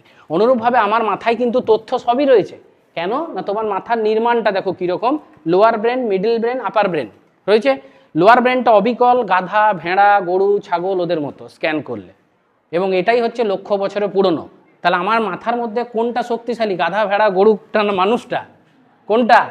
গাধা, ভেড়া, গরুর যে ব্রেনটা ওটা বেশি শক্তিশালী, ওটা প্রাচীন, কয়েক লক্ষ বছরের পুরনো। তাহলে আমার জন্মের পরে কি আপার ব্রেন তৈরি হয়ে যায়? না, ওটা বিকশিত হতে সময় লাগে। তাই ছোটতে মা বাবা স্যাররা কি দেয়, 2-4 থাপ্পড় দেয়। কেন দেয়? পানিশমেন্ট দেয়। তখন পরবর্তীকালে কি দেয়, রিওয়ার্ড দেয়, পরিবর্তন হয়। যতক্ষণ আপার ব্রেন তৈরি হচ্ছে তুমি লং টার্ম কনসিকুয়েন্স বোঝো না। তোমার রাগ হলো, ওর ঝগড়া হলো, ওর সাথে ঝগড়া হয়েছে, ওর মুহূর্তে মনে হলো ওর পেটে একটা ছুরি মেরে দিই, এটা হচ্ছে লোয়ার ব্রেন। কিন্তু আপার ব্রেন বলছে ছুরি কেন মারবি, ছুরি মারলে তো মরে যাবে, ওর পরিবার শেষ হবে, তুই জেলে যাবি, এটা কনসিকুয়েন্সেস বলছে। কে বলছে? আপার ব্রেন। তাহলে আপার ব্রেন লোয়ার ব্রেনের উপর যতক্ষণ না ওভাররাইড করছে ততক্ষণ তুমি নিয়ন্ত্রণ শক্তি হারাতে থাকবে। আপার ব্রেনটা হচ্ছে আমাদের গোল্ড মাইন। দেখবে আমাদের ঠাকুর দেবতার ছবি দেখেন, এটা থার্ড আই থাকে না, এটাকে বলে প্রিফ্রন্টাল কর্টেক্স। ঠিক আছে, এটা সিমুলেটার। সিমুলেটার মানে আমি যদি বলি চোখ বন্ধ করো, দেখো তো একটা খুব সুন্দর রসগোল্লা, তুমি দেখতে পাবে, এবং দেখতে দেখতে তোমার জিভে জলও আসবে, ওটা অন্য প্রাণীর আসবে না। ঠিক আছে, তাদের খুব সামান্যই ডেভেলপ হয়েছে কিছু কিছু প্রাণীর। এটা মানুষের জন্য ঈশ্বরের ব্লেস, ঈশ্বরের যে ধারণা, আমরা এই যে আলোচনা, কনস্ট্রাকটিভ নলেজ, ঠিক এইগুলো আমাকে আপার ব্রেনটা দিচ্ছে। তাহলে আমাকে কোন ব্রেনকে শক্তিশালী করতে হবে? আপার। আর কে অলরেডি শক্তিশালী? লোয়ার। লোয়ার কি হয়, ইন্টারনাল ব্যাপারগুলো ভাবে, খিদে পেয়েছে খাবো, কার খাবার দেখবো না, কেড়ে খেয়ে দেবো, ও বলছে। আপার ব্রেন বলছে না, ওরকম কেড়ে খাওয়া যাবে না, কারণ একটা কুকুর আর মানুষের তো পার্থক্য আছে। খাবার রাখলেই সেই মুখ দিয়ে খেয়ে নেবে তা তো নয়, তাকে ভাবতে হবে এই খাবারটা আমার অধিকার আছে কি না, ইত্যাদি ইত্যাদি। ঠিক, এবার বন্ধু বান্ধব থেকে তো আলাদা, স্যার ও তো অত ভাবি না, ব্যাগ থেকে বার করি, ভালো গন্ধ পেলে বের করে খেয়ে নি, সেটা একটা আলাদা ব্যাপার, ওটা অধিকার বোধ কাজ করছে ওখানে, মানে বিজ্ঞান শেষ হয়ে যায়, অধিকার শুরু হয়। তো আপার ব্রেন তোমার আরও যা যা এই যে রাগ, ক্ষোভ, হ্যাঁ বিভিন্ন আরও বিষয় রয়েছে যেগুলো তোমাদের এজে আমি ডিসকাস করতে পারবো না, যতটা করা যাবে আমি বললাম, সেগুলো সব আমার লোয়ার ব্রেনের কাজ, যেগুলো সমাজে ক্রাইম করায়। যারা ক্রিমিনাল তাদের কোন ব্রেনটা বেশি অ্যাক্টিভেটেড? লোয়ার। আর কম কোনটা অ্যাক্টিভেটেড? আপার। আর যারা নয় তাদের কোনটা বেশি অ্যাক্টিভেটেড? আপার। এইবার দেখা যায় অনেক ক্রিমিনালের না আপার ব্রেন কিন্তু অ্যাক্টিভেটেড, ও ক্রাইম করতে পারছে না, তখন ও কী করে বলো তো? তখন ও ড্রাগস নেয়, যেমন অ্যালকোহল। যেই অ্যালকোহল ও নিল, ওর আপার ব্রেন কী হয়ে গেল? আপার ব্রেন চিন্তা করার শক্তি কি হলো? কমে গেল। তখন কে ওভাররাইড করলো? Lower brain. আর ও ক্রাইমটা কি করলো? ঘটিয়ে দিল। বুঝেছো? এবার ব্রেন কিসে সারা দেয়? হ্যাবিটে। এবার ওটা যদি ও রেগুলার করে, ও অ্যালকোহল নিচ্ছে, খুন করছে, মারছে, চুরি করে, রেগুলার করে, তখন ব্রেন কি হয়ে গেল? হ্যাবিচুয়েটেড। তার পাপবোধ কি হবে? কমে যাবে। তাই ওর প্রোডাক্টটাকে কন্ট্রোল করবো না, প্রসেসটাকে? প্রসেস সবসময় কন্ট্রোল কিসে রাখতে হবে? প্রসেসে রাখতে হবে। ওকে, এখানে দেখো ফার্স্ট চলে এসছে আমার শব্দ, life skill under cognitive domain directly depend upon the degree of concentration. এমনকি এটা বিবেকানন্দও বলেছেন যে the difference between an ordinary man and an extraordinary man depends upon the degree of concentration. একই মানুষ কে কতটা কনসেন্ট্রেশন কোথায় দিতে পারছে। ধরো তোমার 100 ইউনিট কনসেন্ট্রেশন আছে, এ বি সি ডি 4টে জায়গায় কনসেন্ট্রেশন ভাগ করতে হবে, যেখানে যতটা অ্যাটেনশন তুমি দেবে সে তোমাকে ততটা রিওয়ার্ড দেবে। এবার কতটা অ্যাটেনশন দেবে তার রেগুলেশন পাওয়ার, অর্থাৎ ক্ষমতা কি তোমার হাতে আছে? ফ্যানে একটা রেগুলেটর থাকে না, হাওয়া কম লাগলে কম, তার রোধাঙ্ক বাড়িয়ে কমিয়ে আমরা করি, সেই রকমভাবে ওই রেগুলেশনটাকে আমার হাতের ক্ষমতায় আছে? যদি না থাকে, ফ্যান তোমার দরকার কি 1 স্পিড, ও চলছে কততে? 5, অস্বস্তি হয় কি না? হয়। কিন্তু যদি রেগুলেশন থাকে তখন আমি কন্ট্রোল করে নিতে পারি। অনুরূপভাবে ব্রেনও কিন্তু তাই, রেগুলেটরটা তোমার হাতে রাখতে হবে, ব্রেনকে দিয়ে দিলে হবে না, কারণ তুমি ব্রেনের কে? মালিক। You are the owner of your brain, মনে থাকবে। তাহলে এবার এই কনসেন্ট্রেশনকে আমি কি দেখছি, যে the quality of life depends upon the quality of our experience, and the quality of experience is depending on the degree of concentration, attention or focus. Focus কি, এইভাবে জিনিসটা দেখতে হবে। এবার এখানে ডেফিনেশন আছে, এগুলো আমি খুব বেশি যাচ্ছি না, সময়ের অভাব আছে। অ্যাটেনশন কি না, অনেকগুলো ব্যাপার থেকে কোনটাই আমি মনোযোগ দেবো, এই যেটাই আমি মনোযোগ দিচ্ছি সেটাই আমার কি অ্যাটেনশন। এবার কতটা অ্যাটেনশন দেবো সেটা নির্ভর করছে তোমার সচেতনভাবে তুমি কতটা কনসাসনেস তার উপরে রাখছো। কেননা তোমার কনসাসনেস, তোমার যে অ্যাটেনশন সেটা কি 100 ইউনিটস কনস্ট্যান্ট আছে, তুমি একটাতে বেশি দিয়ে দিলে অন্যটাই অটোমেটিক্যালি কী হয়ে যাবে, কমে যাবে। আমার দিকে যখনই বেশি মন দিচ্ছ তখনই অন্যান্য দিক থেকে তোমার মন কি হচ্ছে, কমছে। ঠিক, এইবার তুমি চলে এসো, অ্যাটেনশনকে বাহ্যিকভাবে আমরা দুভাগে ভাগ করতে পারি, একটা কি ভলান্টারি, একটা ইনভলান্টারি। ভলান্টারি মানে হচ্ছে ঐচ্ছিক, আমি নিজের ইচ্ছায় অ্যাটেনশন দিচ্ছি। একটা ইনভলান্টারি, জোর করে আমার অ্যাটেনশন কেড়ে নিচ্ছে, নিজের ইচ্ছায় দিচ্ছ। উদাহরণ দেওয়া রয়েছে, তুমি পরীক্ষায় যখন প্রশ্ন লিখছো, উত্তর লিখছো, হ্যাঁ, তোমাকে একটা বলেছি এসে লেখো তো এক্ষুনি 10 লাইনের, তোমাকে বসিয়ে দিচ্ছি, তুমি লিখছো, তখন তুমি ঐচ্ছিকভাবে দিচ্ছ। তুমি এবার সবাই এসেটা লিখছো, হঠাৎ করে মাঝে লাইটটা চলে গেল, হঠাৎ করে মাঝে খুব জোর গান শুরু হয়ে গেল, হঠাৎ একটা পাগলা কুকুর রুমের মধ্যে ঢুকে ধুমধাম ভয় দেখিয়ে চলে গেল, এটা কি হয়ে গেল, ইনভলান্টারি। ও জোর করে তোমার অ্যাটেনশনকে নিয়ে নিল। কিভাবে? Bright lights, loud sound, strong odours, খুব বিশ্রী দুর্গন্ধ বা খুব ভালো গন্ধ। এই গন্ধের ব্যাপারে একটা তথ্য বলে দিই, আমাদের ব্রেনের মাঝে একটা অংশ আছে, ওটার নাম হচ্ছে হাইপোথ্যালামাস। কি? আমরা যা কিছু করি না, যেমন চক্ষু, কর্ণ, নাসিকা, জিহ্বা, ত্বক, নাকটাকে কেটে দাও শূর্পণখার মতো, বাকিটাকে ভাবো, বাকিটা কি হয় ওই মাঝের প্রসেসের মধ্যে দিয়ে যায়, হাইপোথ্যালামাস ডিটারমাইন করে ওখানে যেতে দেবো না যেতে না, ঠিক আছে। কিন্তু গন্ধটার কিন্তু হাইপোথ্যালামাসের কন্ট্রোল নেই, নাকে গেল সোজা সেন্সারি রিজনে পৌঁছালো, মাঝে কোথাও ওর জায়গা নেই, তুমি নিয়ন্ত্রণ করতে পারবে না। কয়েক সেকেন্ড তুমি নিজের শ্বাসকে বন্ধ রাখতে পারো, তারপর তো পারবে না, সেটা ভালো গন্ধ হোক আর মন্দ গন্ধ হোক, তখন সে কি করবে, তোমার অ্যাটেনশনকে চুরি। তাহলে আমাদের এই ক্লাসের গুণমান কতটা ভালো হবে সেটা কি কোথাও না কোথাও গিয়ে গন্ধের উপরে নির্ভর করছে কি না। স্কুলের রুমটার ভেতর খুব সুগন্ধ, একটা গুড ফিল, খুব বিশ্রী গন্ধ, হাঁচি হচ্ছে, খুব ধুলো, আমার ক্লাসের কোয়ালিটি কি হলো, ডিক্রিজ করে গেল, ডাউন করে গেল। তাহলে ভলান্টারি ইনভলান্টারি দেখা গেল, তো অ্যাটেনশনকে ভাগ করেছে। সাস্টেন অ্যাটেনশন, তুমি বই পড়ছো মনোযোগ সহকারে 30-40 মিনিট খুব গুরুত্ব সহকারে বইটার মধ্যে ডুবে গেছো, একটা স্টোরি পড়ছো, এসে লিখছো, এগুলো বা পরীক্ষার সময় যে পরীক্ষা দিচ্ছ, ওগুলো কি অ্যাটেনশন, সাস্টেইনড অ্যাটেনশন। আর সিলেক্টিভ অ্যাটেনশন, সিলেক্টিভ অ্যাটেনশন মানে তোমার পিটি স্যার তোমাকে পিটি করাচ্ছেন, লাইনে বহুজন দাঁড়িয়ে আছে, অনেকজন কথা বলছে, কিন্তু তুমি সিলেক্ট করছো যে কার কথাটা আমি কি দেবো, মন দেবো। নেক্সট কি আসছে, ডিভাইডেড অ্যাটেনশন, নিজের অ্যাটেনশনকে ডিভাইড করছো, আমি পড়াচ্ছি, তোমাদের সাথে আলোচনা হচ্ছে, তুমি সাথে নোটস লিখছো, যে স্যার যা বললো গুরুত্বপূর্ণ শব্দগুলোকে একটু লিখে নিই, তাহলে অ্যাটেনশনকে কি করলে, ডিভাইড করে নিলে। লাস্ট কি আসছে, অল্টারনেটিং অ্যাটেনশন, যেমন তুমি অঙ্ক বই থেকে অঙ্ক করলে, পিছনে গিয়ে উত্তর মেলালে, আবার অঙ্ক বই থেকে অঙ্ক করলে, পিছনে গিয়ে উত্তর মেলালে, তাহলে অ্যাটেনশনকে তুমি ব্যাক অ্যান্ড ফোর্থ কি করছো, নিয়ে যাচ্ছ। অ্যাটেনশন স্প্যান, আমাদের অ্যাটেনশন স্প্যান কতটা থাকবে কোনো জিনিসের উপর, তার উপর নির্ভর করে যে আমার চরিত্র কেমন। কেউ যদি কোনো একটা বিষয়ের উপর দীর্ঘক্ষণ মন দিয়ে শোনে, তখন তার অ্যাটেনশন স্প্যান ভালো হয়। আর অ্যাটেনশন স্প্যান যার ভালো, তার কিন্তু এক্সপিরিয়েন্সের কোয়ালিটিটা কি হয়, ভালো হয়। বোঝা গেছে? কেউ দেখবে একটা সিনেমা দেখে এসে গোটাটা হুবহু বলে দিচ্ছে, কেউ আবার দু চার, আমার এক কলিগ ছিল আগের স্কুলে, বিপ্লব দা, বিরাট মজার কলিগ ছিলেন আমাদের, কিছুতেই রাগতো না। তো আমরা একটা সিনেমা দেখতে গেছিলাম, অ্যাভেঞ্জারের কিছু একটা বেরিয়েছিল, মনে নেই, বলো সব দেখতে যাবো স্কুল থেকে, আমরা দেখতে গেলাম, বিপ্লব দাকে দেখলাম একমাত্র যখন ওই এলো না কোল্ড ড্রিঙ্ক, তো দুটো জিনিস ঘটলো, কোল্ড ড্রিঙ্কের সাথে পপকর্ন এলো দিতে এসছে, কিছু একটা 700 বা 800 টাকা দাম বললো, আমরা তো হবাক, 800 টাকা ভেতরে এই কোল্ড ড্রিঙ্ক ইত্যাদি। আমরা মানে সিদ্ধান্ত নিচ্ছি যে ফিরিয়ে দেবো, নেবো না। তো ফিরিয়ে দেওয়ার আগে দেখলাম একটা ঢেকুরের আওয়াজ, কারণ বিপ্লবদার ওটা খাওয়া হয়ে গেছে 1 গ্লাস, তাহলে আমাকে অ্যাকসেপ্ট করতেই হয়। তখন আমরা কোল্ড ড্রিঙ্ক এবং বাকিটা অ্যাকসেপ্ট করলাম, এবং বিপ্লবদা প্রায়ই ঘুমিয়ে যাচ্ছে। শেষে উঠে আমি বললাম যে সিনেমাটা কি বুঝলাম, আমি তো কিছুই বুঝলাম না, এটা কে, এই ডিমটা কি, ও কোথা থেকে এসছে। তার মানে ওর এক্সপিরিয়েন্সটা তুমি দেখো, ও সিনেমাটা দেখেইনি মন দিয়ে, অল্টারনেশন হয়েছে, দেখেছে ঘুমিয়ে গেছে, আবার দেখেছে ঘুমিয়ে গেছে, যার ফলে তার যে এক্সপিরিয়েন্সটা হয়েছে তার কোয়ালিটিটা কি মোটেও ম্যানেজেবল নয়, অ্যাভারেজও নয়। এইবার এখানে একটা অঙ্ক মানে ম্যাথামেটিক্স দেওয়া হয়েছে, স্ট্যাটিস্টিক্স অ্যাকচুয়ালি দেওয়া হয়েছে, যে অ্যাডাল্টদের কতটা অ্যাটেনশন থাকা উচিত, 15 থেকে 20 মিনিট। আমাদের তোমরা যারা টিনেজার অন্তত কতটা থাকা উচিত, কোনো একটা বিষয় পড়লে 15 মিনিটের আগে ব্রেন ঘোরা উচিত নয়, যদি ঘুরছে তাহলে তোমার রেগুলেশন পাওয়ার নেই, অ্যাটেনশন স্প্যান ভালো নয়। তুমি প্র্যাকটিস করো অ্যাটেনশনকে ভালো করার জন্য। চিলড্রেন হলে কতক্ষণ, আর টোডলার্স মানে একদম বাচ্চা হলে কতক্ষণ। এখানে কিছু ডিটারমিনেন্টস দেওয়া আছে যার উপর অ্যাটেনশন ডিপেন্ড করছে। প্রথমে কি দেওয়া আছে, কালার। আমরা দেখেছি রঙিন জিনিস সাদা কালোর থেকে আমার অ্যাটেনশনকে বেশি আকর্ষণ করে। কন্ট্রাস্ট, সমস্ত একটা ভিড় লোকের মাঝে একটা লম্বা লোক যাচ্ছে, তার দিকে আমার সহজেই কি হয়, অ্যাটেনশন চলে যায়।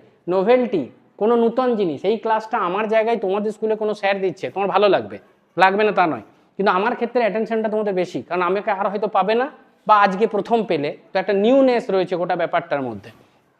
নেক্সট হচ্ছে ক্লারিটি, এই বোর্ডে যে লেখাগুলো আছে এতই অস্বচ্ছ যে তুমি দেখতে পাচ্ছ না, আর পরিষ্কার দেখতে পাচ্ছ, কোনটায় অ্যাটেনশন বেশি হবে, যেটাই পরিষ্কার দেখতে পাবো। নেক্সট হচ্ছে সাইজ, সাইজ লেখাগুলোর সাইজের উপরে ডিপেন্ড করছে যে তোমার ভিজিবিলিটি আছে কিনা। সামনের থেকে একটা হাতি আসছে, একটা গরু আসছে, একটা ছাগল আসছে, আমার অ্যাটেনশন কে প্রথম নিয়ে নেবে, হাতি, কারণ তার চেহারার সাথে অ্যাটেনশনের সমানুপাতিক সম্পর্ক। রিপিটেশন, কোনো একটা জিনিস রিপিটেশন হলে আমার অ্যাটেনশন চুরি হয়। যেমন আমি তোমাদেরকে পড়াচ্ছি হয়েছে, আর একটি ছেলে এইখান থেকে উঠে ওখানে বারবার যাতায়াত করছে, একবার দুবার, একবার গেল অত চোখ পড়েনি, দুবার চারবার গেলে তখন সবাই কি বলছে চিৎকার করে, আরে ভাই বস না এক জায়গায়, কোনো একটা নির্দিষ্ট জায়গায় বস, কি করছিস, ক্লাসের কোয়ালিটিটা নষ্ট করছিস। তাহলে অ্যাটেনশন, যদি ও বারবার রিপিট করছে বলে অ্যাটেনশন ডিস্টার্ব হলো, কিন্তু যদি ওর কাজটাই এমন হয় আমাদের ক্লাসের মাঝে ওকে 10 বার যাতায়াত করতেই হবে এবং তোমরা রেগুলার ওটা দেখছো, তখন কিন্তু আর অ্যাটেনশন অতটা ফল হবে না, কারণ তোমার ব্রেন হ্যাবিচুয়েটেড হয়ে যাবে। যেমন কারখানাতে আমরা দেখতে পাই কি, খুব শব্দ, তুমি নূতন কাজে যোগদান করেছো, 2-4 দিন তোমার মাথা ফেটে যাবে যে এত শব্দে কাজ, কিন্তু তারপর কি আর হবে, তোমার ব্রেন কি হবে, হ্যাবিচুয়েটেড হয়ে যাবে। নেক্সট আমার আসছে মোশন, একটা স্থির বস্তুর থেকে একটা গতিশীল বস্তু আমার অ্যাটেনশনকে বেশি আকর্ষণ করে। নেক্সট হচ্ছে আইসোলেশন অফ দ্য অবজেক্ট, এইগুলোকে না, আইসোলেশন মানে একটা সাদা পেপারের মাঝে একটা কালো দাগ চোখে পড়লো, আর অনেক কিছু লেখার মাঝে কালো দাগ, কোনটা বেশি চোখে পড়বে, যেটা সাদা পেপারে, মানে কন্ট্রাস্ট রয়েছে, আইসোলেটেড রয়েছে। এইগুলো সব না তোমার পরীক্ষার খাতার উপর এবার নজর দাও। তুমি প্রেজেন্টেশন করছো, তাহলে শব্দের আকার আকৃতি কেমন হওয়া উচিত, যেন স্যারের অ্যাটেনশনকে হোল্ড করে। যদি কোনো বিশেষ শব্দকে তোমাকে বলেছে হয়তো যে ল অফ গ্র্যাভিটেশন লেখো, তাহলে তুমি যখন বলছো law of gravitation states that, গোটাটা যা লিখলে ল অফ গ্র্যাভিটেশনটাকে এমন কিছু করো যেন স্যারের চোখে পড়ে। যেমন ল অফ গ্র্যাভিটেশনটা গোটাটা ক্যাপিটাল লেটার লিখে, স্যার আমরা তো বাংলায় লিখবো, লেখো, তুমি সেই ক্ষেত্রে আন্ডারলাইন করলে একটা কালার দিলে, কেননা কালার কি করে অ্যাটেনশনকে বেশি আকর্ষণ, কারণ যিনি খাতা চেক করছেন তার কাছে নূতন কি আছে, তোমাকে যে বেশি নাম্বার দেবে নূতন কি আছে, সবাই তো একই ল, তো একই ল সবাই লিখছে, তাহলে তার কাছে নূতন কি আছে না, কে লটাকে অ্যাস্থেটিক্যালি ভালোভাবে অ্যাপিলিং করেছে, যার দিকে দেখে স্যারের বেশ ভালো লাগছে, আরে প্রেজেন্টেশনটা তো দারুণ, বেশ আকর্ষণীয়, দেখতে সুন্দর লাগছে। অনুরূপভাবে বাকি সব জায়গাগুলো যেগুলো এখানে পড়লাম, তোমরা নিজে, আমি পিপিটিটা দিয়ে দেবো স্যারকে, স্যার তোমাদের মোবাইলে দিয়ে দেবে, তোমরা মোবাইলে বসে বসে সময় পেলে একটু ঘাঁটবে এবং আলোচনা করবে বন্ধুদের মধ্যে। এক্সটার্নাল ফ্যাক্টর, ইন্টারনাল ফ্যাক্টর অ্যাটেনশনের, এগুলো দীর্ঘক্ষণ আলোচনা করলাম, এই জন্য আসছি না, পরবর্তী জায়গায় আমি যাচ্ছি। ওই যে 126 বিটস যেটা আমি তোমাদের বললাম অ্যাটেনশন, তাহলে আমি 20 বিটস তো আমার জন্য চলে যাচ্ছে, পড়ে রইলো 100 বিটস, ঠিক। তোমরা কি জানো যে বিজ্ঞানীদের ক্ষেত্রে না ওই 20 বিটসটাও চলে যায়। কীরকম উদাহরণ, গৌতম বুদ্ধের নাম শুনেছো, টানা 49 দিন বোধিবৃক্ষের নিচে শোনা যায় উনি কি করেছিলেন, নিরবচ্ছিন্ন ধ্যান করেছিলেন। তাহলে তার কি 126 বিটসটা কি হয়েছিল, পুরোটাই ধ্যানের সাথে ডিজলভ। তাহলে কি তার শরীর জ্ঞান ছিল, মস্তিষ্ক জ্ঞান ছিল না, উনি একদম কি হয়ে গেছিল, মানে কনসাসনেস আমার বাইরে। ধরো 1 ঘটি জল, হ্যাঁ 1 ঘটি জল এইভাবে রাখা রয়েছে একটা পুকুরের মধ্যে, তাহলে ঘটির ভেতরে কি আছে, জল, ঘটির বাইরে কি আছে, জল, ঘটিটাকে রিমুভ করে দিলে শুধু জল, ঘটিটা ক্ষণস্থায়ী, জলটা তো চিরস্থায়ী। তো অনুরূপভাবে গৌতম বুদ্ধর ওই শরীরটা যদি ঘটি ধরে নাও, তাহলে তার ভেতরের চেতনা, বাইরের চেতনা, তার ভেতরের আর বাইরের চেতনা যখন 126 বিটস এক হয়ে যায়, তখন তার শরীর বোধ থাকে না, সে হাইয়েস্ট রিয়েলাইজেশনে চলে যায়। বুঝতে পারছো? তাহলে আমাদের পড়াশোনার ক্ষেত্রে রিয়েলাইজেশনের লেভেলটাকে বাড়াবার একটা পদ্ধতি আমাদের অনেক সময় হয়ে যায়, কিন্তু সেটা কি হয়, অ্যাক্সিডেন্টালি হয়, আমরা ইন্টেনশনালি ঐচ্ছিকভাবে ওটা করতে পারি না। তাহলে স্যার কীভাবে প্র্যাকটিস করব না, আমাদের প্র্যাকটিস এমন করতে হবে যত বেশি অ্যাক্সিডেন্ট হয়, যত বেশি অ্যাক্সিডেন্ট হবে তত প্রবাবিলিটি বেশি হবে ওই সিচুয়েশনটাকে রিয়েলাইজ করার। যাই হোক, তাহলে এবার বলছে চ্যালেঞ্জিং অ্যাক্টিভিটি রিকোয়ারিং স্কিল। এই চ্যালেঞ্জ আর স্কিলের একটা সম্পর্ক আছে, সেটা পরের স্লাইডে তুমি দেখো। এটির আমার খুব প্রিয় একটি বই আছে ফ্লো, এটা যিনি লিখেছেন তার নাম হচ্ছে মিহাই সিক্সজেনমিহাই। নামটা আমি শুনেছি বলে উচ্চারণ করতে পারলাম, যখন দেখেছি পড়ে পারিনি, বানানটা নিচে লেখা আছে খুব কঠিন। এখানে দেখা যাচ্ছে এটা একটা গ্রাফ, হ্যাঁ এটা হচ্ছে তোমার এক্স অ্যাক্সিস, এটা ওয়াই অ্যাক্সিস, এক্স অ্যাক্সিসে কি রাখা রয়েছে? স্কিল। ওয়াই অ্যাক্সিসে কি আছে? চ্যালেঞ্জ। এক্স আর ওয়াই অ্যাক্সিসে যে স্কিল আর চ্যালেঞ্জের রেশিওটা যদি ঠিক হয় তাহলে তুমি কিসে থাকো? ফ্লোতে। যদি চ্যালেঞ্জ বড় হয় আর স্কিল কম হয় তোমার মধ্যে কি হয়? উদ্বেগ, অ্যাংজাইটি। আর যদি স্কিল বেশি হয় চ্যালেঞ্জ কম হয় তুমি কি হয়ে যাও? বোর। একটা উদাহরণ এটা যে তোমাদের একটা 11 জনের টিম বানালাম ক্রিকেটের, স্কুলে স্যারদের সাথে ক্রিকেট খেলতে হবে, তুমি কিসে আছো? ফ্লো। তোমাদের একটা টিম বানালাম আর টিমে খেলতে আসছেন ইন্ডিয়ান ক্রিকেট টিম, তুমি কিসে চলে যাবে? অ্যাংজাইটি। কারণ তুমি অত বড় পিচ, ওই রকম 150 স্পিডে বল বেরিয়ে যাচ্ছে, ওই ভয়ানক পরিস্থিতি, তুমি আগেই হেরে বসে আছো অর্ধেক। তোমাদের 11 জনের টিম বানালাম আর তোমাদের ক্লাস 2 এর বাচ্চাদের সাথে আমি খেলতে দিলাম, যাও ম্যাচ খেলো তো, চারিদিকে সব সাজিয়ে গুজিয়ে দিয়েছি, কি হবে? তোমরা তখন বোর, নিজেদের কি অপমানিত ফিল করবে যে আমরা 2 এর সাথে, মানে আমরা কি এই লেভেলের? তাহলে পড়াশোনার ক্ষেত্রেও এটা প্রযোজ্য। তুমি যে ধরনের স্কিল তোমার রয়েছে ঠিক তার থেকে একটু বেশি চ্যালেঞ্জ নিতে হবে, যাতে আমার স্কিল কি হয়? স্ট্রেচ হয়।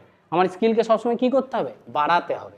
যখনই স্কিল আর চ্যালেঞ্জ রেশিও তুমি পারফেক্ট করে নেবে তখন হয়ে যাবে। একটা উদাহরণ দিই, ধরো তুমি অ্যালজেব্রার ইকুয়েশন খুব সুন্দরভাবে সলভ করতে পারো, হলো।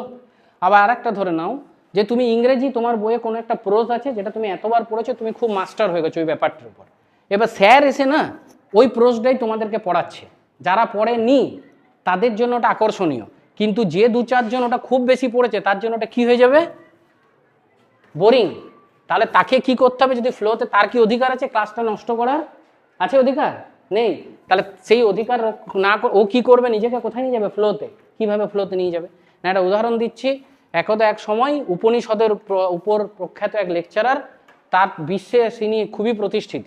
দেখা যাচ্ছে যে তিনি একটা সেমিনার হলে বসে রয়েছেন এবং সেখানে খুব ইয়াং একজন উপনিষদের উপরে লেকচার দিচ্ছে। তাহলে সে কি হাইলি স্কিল্ড, আর যে দিচ্ছে তার যে চ্যালেঞ্জটা তার জন্য কি খুব লো, তাহলে তার বোর হওয়ার কথা। কিন্তু দেখা যাচ্ছে সে খুব মনোযোগ সহকারে তিনি কিছু নোট ডাউন করছেন। তো যারা এই বিষয়ে বোদ্ধা তারা এটা ভাবছেন যে উপনিষদ সম্বন্ধে তিনি সবই জানেন, উনি এবার নূতন কি লিখছেন, আর বিরক্তই বা হচ্ছেন না কেন। 1 ঘন্টা লেকচারের পর দেখা গেল উনি নিজের চ্যালেঞ্জটাকে বাড়িয়ে ফ্লোতে ছিলেন। কীরকম বাড়িয়েছিলেন? যে লেকচার দিচ্ছে সেই লেকচারটা দিচ্ছে ইংলিশে, আর উনি গোটা লেকচারটাকে ওয়ার্ড টু ওয়ার্ড ট্রান্সলেট করছেন সংস্কৃতে। তাহলে উনি নিজের ব্রেনকে চ্যালেঞ্জ থ্রো করছেন, জানা বিষয় হওয়ার সত্ত্বেও তিনি সেই সিস্টেমটার মধ্যে এঙ্গেজ থাকছেন। তাহলে এই চ্যালেঞ্জ আর স্কিল রেশিওটা নিজের জীবনে লাগিয়ে নাও। যেমনভাবে পড়াশোনা করছো সেই ক্ষেত্রে সবসময় ব্রেনকে চ্যালেঞ্জ কি দেবে? একটু হাই। তবেই ব্রেন তো কুঁড়ে কমফোর্ট জোনে থাকতে চায়, আর একটু ঘুমিয়ে নিই।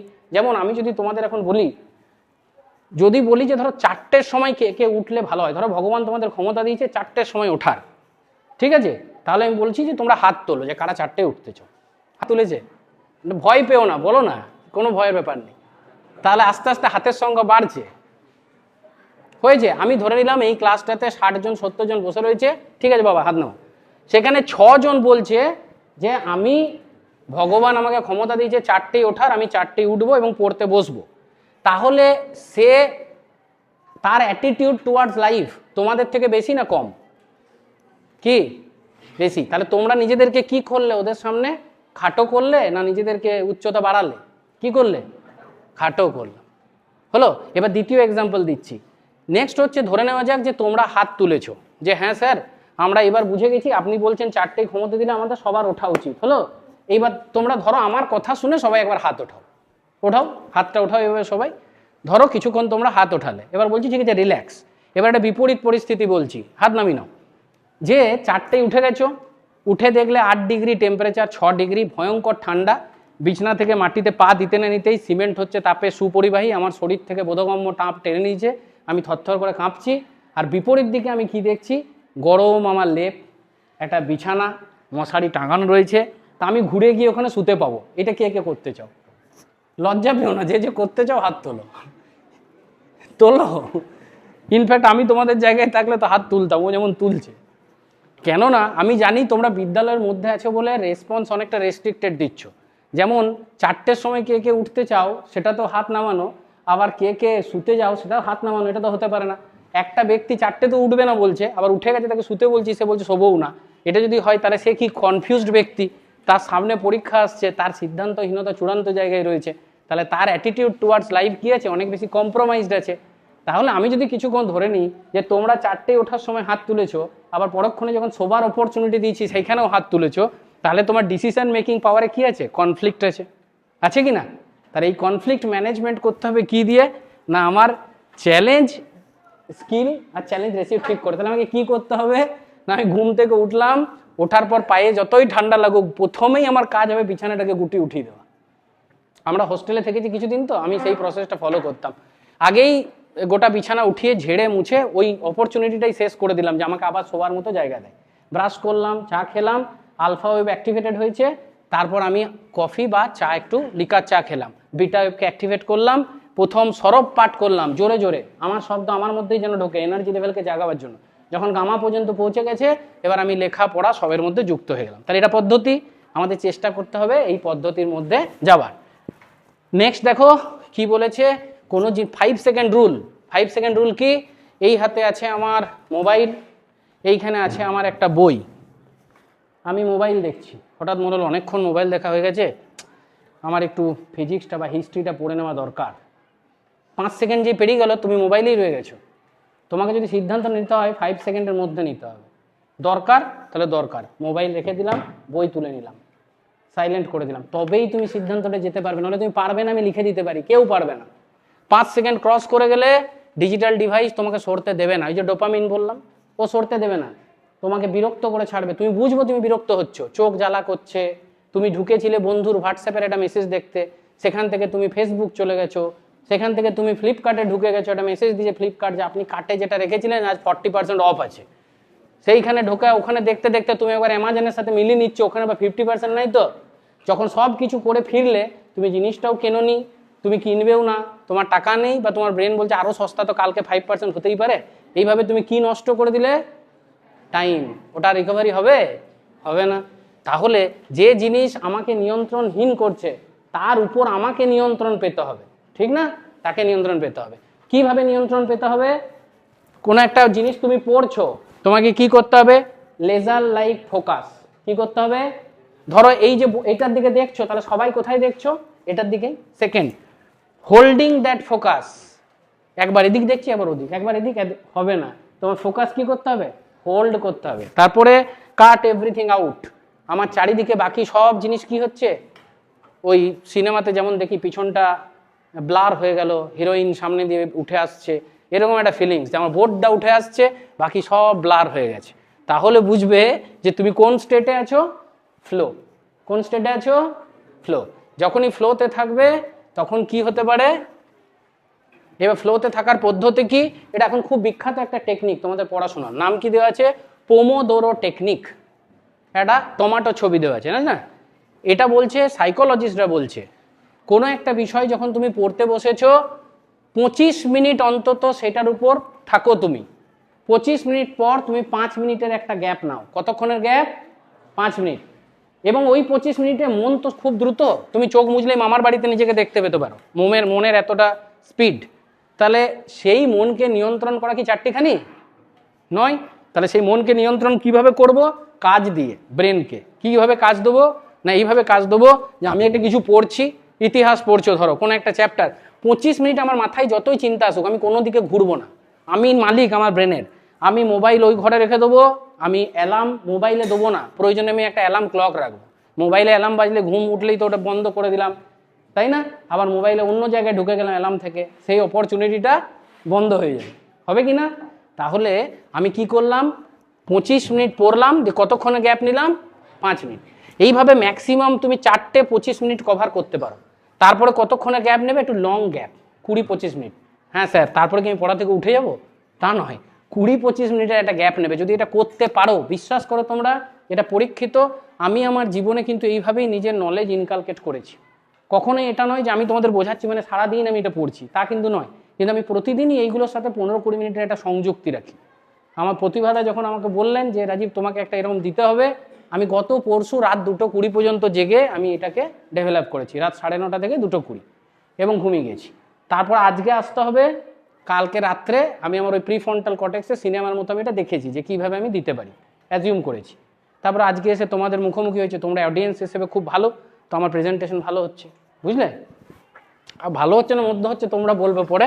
তাহলে এই পোমোডোরো টেকনিকটাকে ফলো করার চেষ্টা করবে, আজ থেকে গিয়েই করবে, আজ থেকে গিয়েই করবে। 25 মিনিট যেটা পড়বে কোথাও মাথা ছড়াবে না, 5 মিনিট গ্যাপ নেবে, দিয়ে আবার 25 মিনিট পড়বে, অন্তত 4টে পর্যন্ত নিজেকে সেই জায়গায় থেমে রাখবে। আমি এই বয়সে পড়াশোনা করি, বিভিন্ন পরীক্ষা দিই। আমার ছেলে আমাকে জিজ্ঞেস করে, আমার লাস্টবার আমি একটা পরীক্ষা দিয়েছিলাম, সেই পরীক্ষাটাতে আমি ওর বক্তব্য অনুযায়ী আমি 9 ঘন্টা একটা জায়গা থেকে উঠিনি পড়তে পড়তে। আমি বুঝতে পারিনি যে আমি 9 ঘন্টা ওখানে আছি, মাঝে ওই টয়লেট গেছি, জল দিয়ে গেছে ওইটুকুই, চা দিয়ে গেছে, কিন্তু আমি উঠিনি। কিন্তু আমি দেখেছি কি কোয়ালিটি সেটা, যদি ওরকম বসা যায় জীবনটাই যেন ধন্য হয়ে গেল। কনফিডেন্স লেভেল এমন বেড়ে গেছে, মনে হচ্ছে আমি মানে পায়ে নয়, মানে ডানা নিয়ে উড়ছি আকাশে, এতটাই আমার নলেজ আপগ্রেড হয়েছে। তো এই ফিলিংসটা কিন্তু আসা সম্ভব আমাদের সবার মধ্যে। তাহলে এই 25 মিনিট করতে করতে তোমার ব্রেন যখন হ্যাবিচুয়েটেড হয়ে যাবে, তখন কিন্তু 2টো 25 অ্যাড হবে, 3টে 25 অ্যাড হবে, 4টে 25 অ্যাড হবে। বোঝা গেছে? ঠিক। এখানে 2টো উদাহরণ দেওয়া হয়েছে, যার নাম প্রথমে রয়েছে দেখো নোবার্ট উইনার। উনি একজন নোবেল ল্যারিয়েট। কগনিটিভ সারপ্লাস মানে আমার মাথায় যে অ্যাটেনশন পাওয়ার, তার সারপ্লাস অংশ যেটুকু বেঁচে থাকে আমার নিজেকে রিয়েলাইজ করার জন্য, ওনার ওটাও হারিয়ে যেত। ওনার 2টো স্টোরি আছে, the story of car parking, the story of apartment shifting. অর্থাৎ কীরকম আমরা বলি না বিজ্ঞানীরা পাগল হয়, বলি না আইনস্টাইন পাগল ছিল, নিউটন পাগল, এরকম বহুজনকে দেখেছি। পাগল না হলে ওই লেভেলে যাওয়া যায় না। আমরা কাদের পাগল বলি? যাদেরকে আমরা রিড করতে পারি না। কম্পিউটার কাকে ভাইরাস বলে? যে প্রোগ্রামটা কম্পিউটারের মধ্যে নেই, সেই ধরনের কিছু চলে গেলে কম্পিউটার তাকে কি দেখে? ভাইরাস। তাহলে আমরা যদি পাগল বলি এই ধরনের ব্যক্তিত্বকে, তাহলে আমার মাথায় ওই প্রোগ্রামটি নেই বলে আমার ওদেরকে কি মনে হচ্ছে? পাগল। এটা পসিবল নয়, কিন্তু পসিবল না। 49 দিন ধরে ধ্যান করা তো পসিবল তো, নিউটনের মতো পসিবল। দশরথ মাঝির নাম শুনেছো তো? মাঝি দ্য মাউন্টেন ম্যান, হ্যাঁ, 22 বছর ধরে 15 কিলোমিটার রাস্তা করে রাস্তাটাকে শর্ট করলো। এটা হচ্ছে মেডিটেশন। কারোর দিকে উনি তাকাননি, একটি ছেনি, একটি হাতুড়ি, একটা দড়ি কাঁধে আর একটা ঝুড়ি। পরবর্তীকালে ও যা পাহাড় কেটেছে, ওই পাথর বিক্রি করে অনেকে বড় লোক হয়ে গেছে, কিন্তু ও একা একটা পাহাড়ের ভিতর থেকে রাস্তা তৈরি করলো। তার শক্তি কি ছিল? খালি উইল পাওয়ার। কি ছিল? Attitude towards life. তিনি কি করতে পেরেছিলেন? ফ্লোতে থাকতে পেরেছিলেন। নিজের 126 বিটস লাগিয়ে দিয়েছিলেন। কে কি বললো না বললো এগুলো ক্ষণস্থায়ী। তুমি নিজের ভালোটা বোঝো।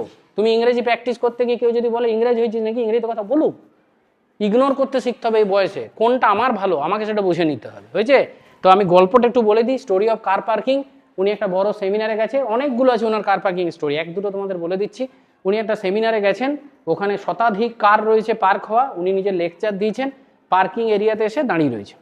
যেই আসছে গাড়ি বার করছে সবাইকে উনি বলছেন গুড ইভিনিং, গুড ইভিনিং। কেউ বুঝে পাচ্ছে না যে এত বড় নোবেল ল্যারিয়েট এই ভয়ঙ্কর বুদ্ধি সবাইকে গুড ইভিনিং বলার জন্য সময় নষ্ট কেন করছে? কারণ ও তো গিয়ে রিসার্চে লাগাতে পারে। এবং ও ততক্ষণ বলে গেল যতক্ষণ না ওর গাড়ি ছাড়া সব গাড়ি বেরিয়ে গেছে। তারপর ও বুঝতে পারলো যে ওইটা আমার গাড়ি। তা বুঝেছো? এরকম আর একটা ওনার ঘটনা আছে। উনি নিজের বাড়ি থেকে 90-100 কিলোমিটার দূরে নিজের গাড়ি করে গেছেন, লেকচার দিয়েছেন, ফেরার সময় ট্রেনে চলে এসেছেন। এবং উনি ভুলেই গেছেন উনি গাড়ি নিয়ে গেছেন। উনি থানাতে রিপোর্ট করেছেন আমার গাড়িটা চুরি হয়ে গেছে। অ্যাপার্টমেন্ট শিফটিংয়ের গল্পটা আরও মজার। সেটা হচ্ছে উনার পুরানো অ্যাপার্টমেন্ট থেকে উনি নতুন অ্যাপার্টমেন্টে শিফট হবেন। উনার মিসেস জানেন এ তো পাগল লোক, ও তো কিছু মনে থাকবে না, ও তো রিসার্চ নিয়ে পড়ে আছে। ওনাকে ডাইরেকশন লিখে দেন, যদি ভুলেও যান কোনো মানুষকে দেখায় তাহলে বলে দেবে ঘরটা কোথায়।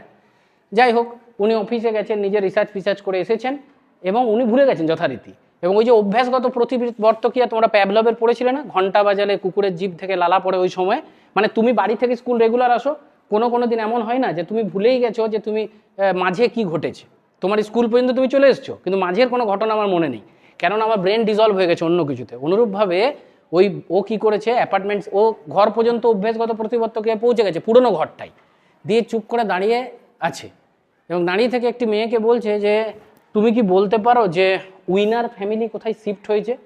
তখন মেয়েটা বলছে যে হ্যাঁ বাবা, ওই জন্য আমি দাঁড়িয়ে আছি, মা বললো যে তুমি ভুলবে। অর্থাৎ ও মেয়েকেও ভুলে গেছে, ও নিয়ে গেছে। তাহলে এটা হচ্ছে ওর স্টোরি অফ কার পার্কিং। এটা আরেকজন ব্যক্তিত্ব যে থিওরেম কেউ ব্রেক করতে পারেনি। উনি 10 বছর আনডিভাইডেড অ্যাটেনশন দিয়ে কাজ করে ফার্ম্যাটস লাস্ট থিওরেম বলে একটা থিওরেম আছে, সেটা উনি সলিউশন করে ফেলেন। অর্থাৎ কোনো জিনিসই কি নয়, ইম্পসিবল নয়। Even a journey of 1000 Miles starts from 1 step. আমাকে যদি এখান থেকে কলকাতা যেতে হয়, আমি 7 দিন ধরে কোনো গাড়ি চলবে না জেনে গেছি, কিচ্ছু পাচ্ছি না, অথচ আমাকে যেতেই হবে, আমার বাবা ওখানে অসুস্থ। তা আমি বসে বসে ভাবলে হবে না, আমাকে বেরিয়ে পড়তে হবে। প্রয়োজনে আমাকে সাইকেল নিয়ে বেরোতে হবে। আমি 1 দিনে নয় 4 দিনে পৌঁছবো, 3 দিনে পৌঁছবো। আমাকে জার্নি স্টার্ট করতে হবে। কাল পড়বো, কালকে দেখে নেবো, আজকের দিনটা রেস্ট নিয়ে নিই, আজ মুভি দেখে নিই, কাল থেকে হেভি পড়াশোনা শুরু করে দেবো। এই চিন্তা ভাবনা কিন্তু হবে না। কালটা আবার কাল, সে আজ নাগাদ কাল উধারের মতো হয়ে যাবে, কোনোদিন আর ইয়ে হবে না। দেখো এটা হচ্ছে ইনহিবিশন ইন অ্যাটেনশন। অ্যাটেনশন, তোমার অ্যাটেনশনে যারা ডিস্ট্র্যাক্টার তাদেরকে দমন করা, ঠিক আছে? আমি এখানে কোনো একজনকে ডেকে না, বাবা তুই আয় তো একটু এদিকে আয়, ওঠে এসো, হ্যাঁ এসো, ভয়ের কিছু নেই, আমি তোমার পাশে দাঁড়িয়েছি, এসো। এইবার তুমি আমার সাথে এখানে উঠবে, আর তুমি জোরে জোরে শব্দগুলো পড়বে না, কালারগুলো পড়বে, পড়ো। হুম হুম, হ্যাঁ হ্যাঁ হ্যাঁ হ্যাঁ হ্যাঁ, এবার পড়ো, এবার প্রথম থেকে পড়ো, কালারগুলো পড়ো। হ্যাঁ হ্যাঁ হ্যাঁ হ্যাঁ,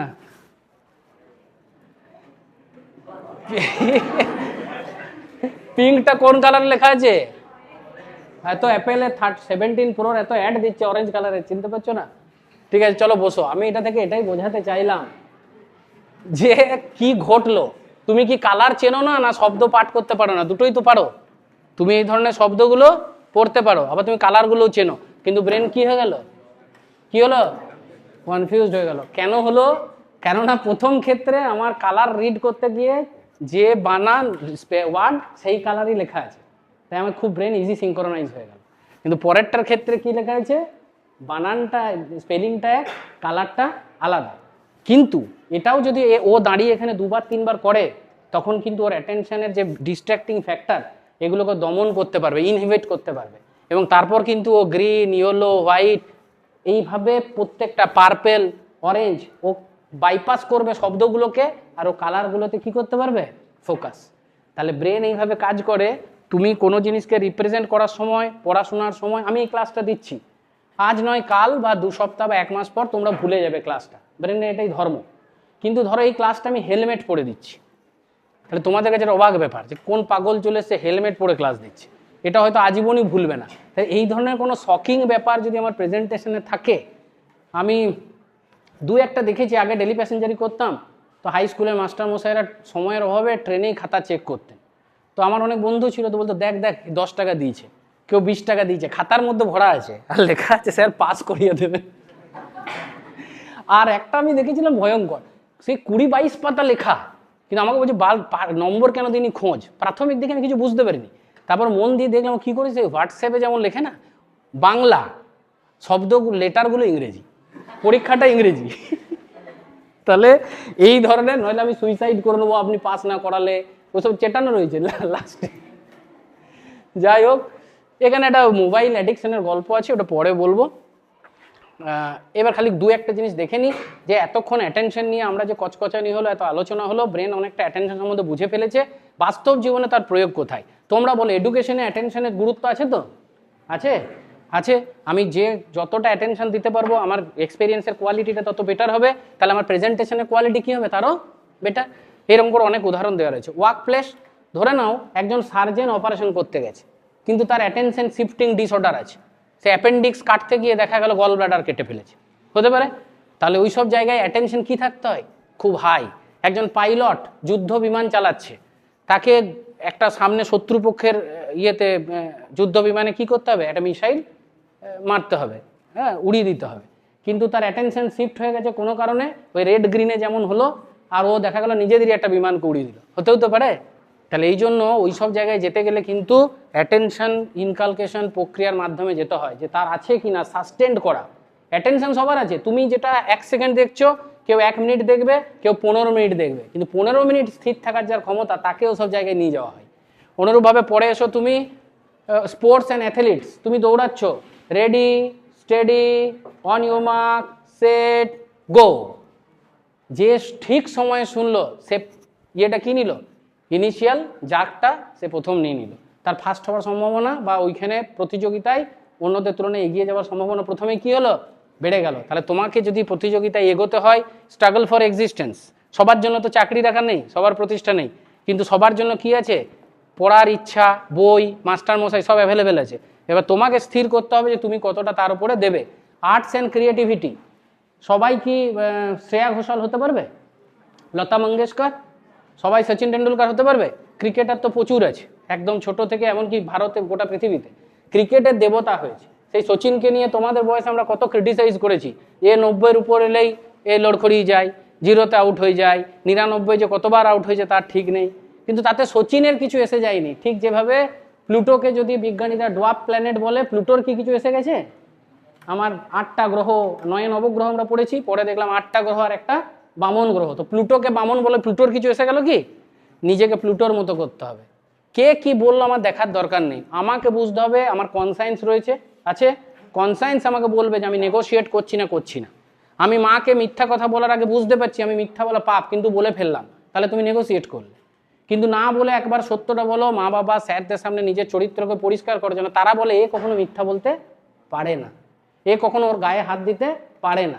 নিজের চরিত্রকে এমন করো যে আনকম্প্রোমাইজেবল, সবাই যেন জানে, পৃথিবীর সবাই দাঁড়িয়ে গেলে মনে রাখবে যেখানে শব্দ ফেল হয়, হোয়ার ওয়ার্ড ফেলস ক্যারেক্টার রাইজ, যেখানে শব্দ ফেল হয় সেখানে চরিত্র দাঁড়ায়, সেখানে কথা বলতে হয় না। নেক্সট আমার কি এসছে? রিলেশনশিপ।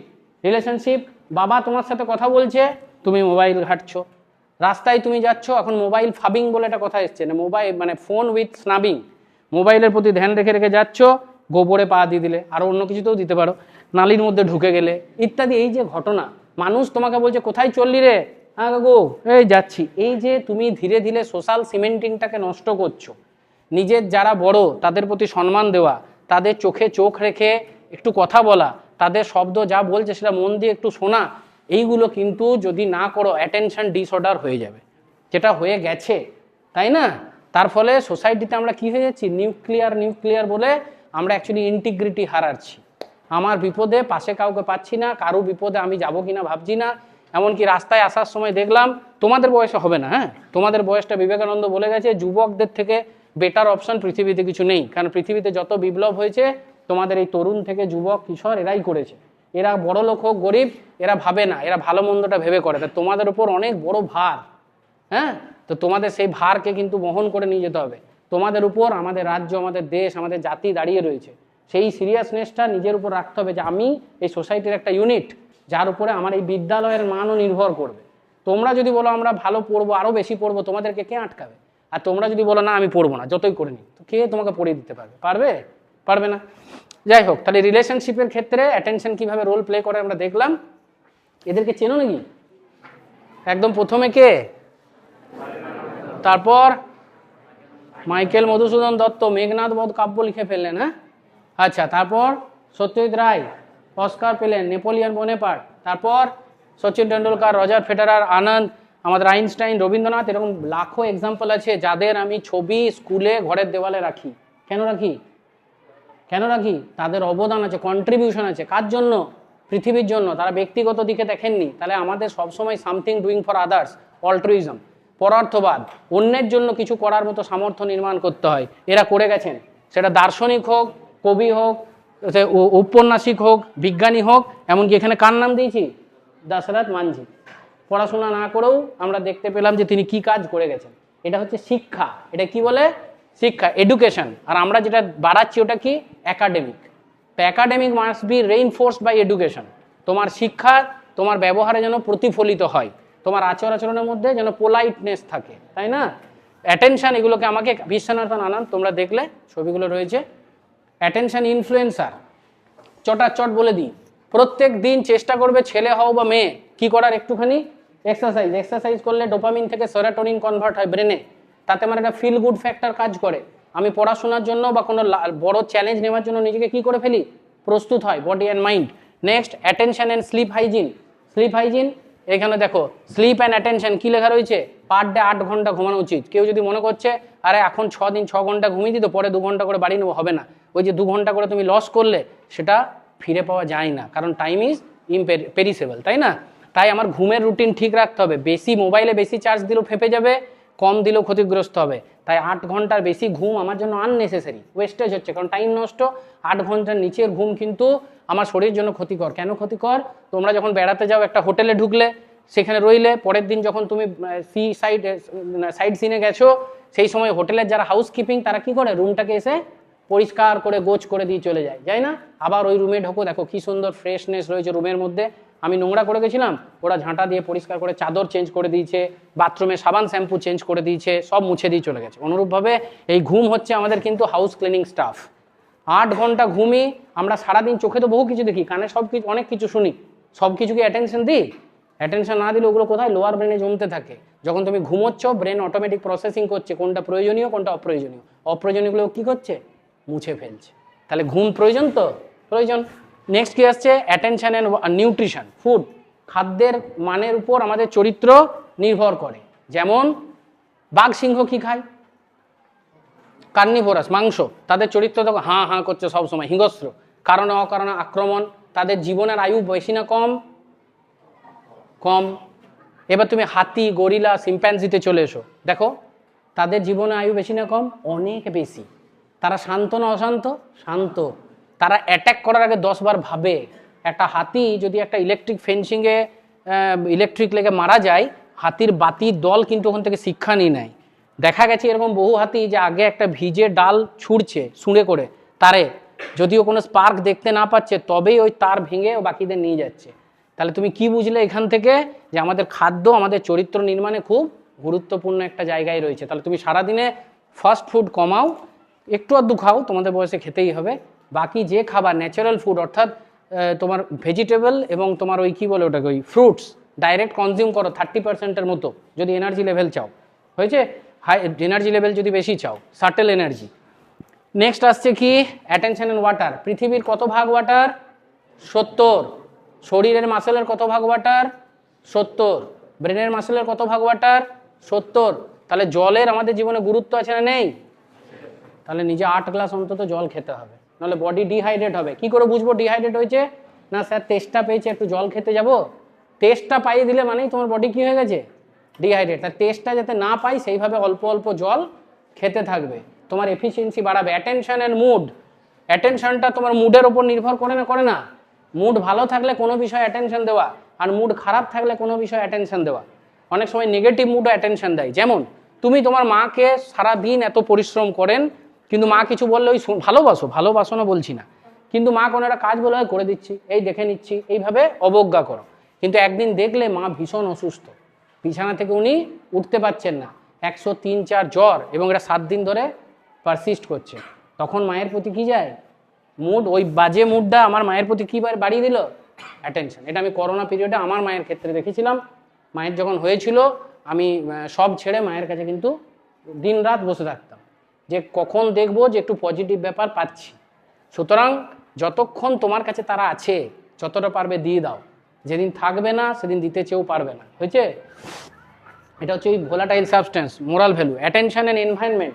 এই এনভায়রনমেন্ট আমাকে দিচ্ছে, এর ভিতরে যদি এখন এসি চালিয়ে 12 ডিগ্রি টেম্পারেচার করে দেওয়া হয়, 6 ডিগ্রি করে দেওয়া হয় না, আমাদের এসি 24 বা 22 ডিগ্রি 16 ডিগ্রিতে লিমিট করে, তাহলে আমার এই ক্লাসের মান কি হয়ে যাবে?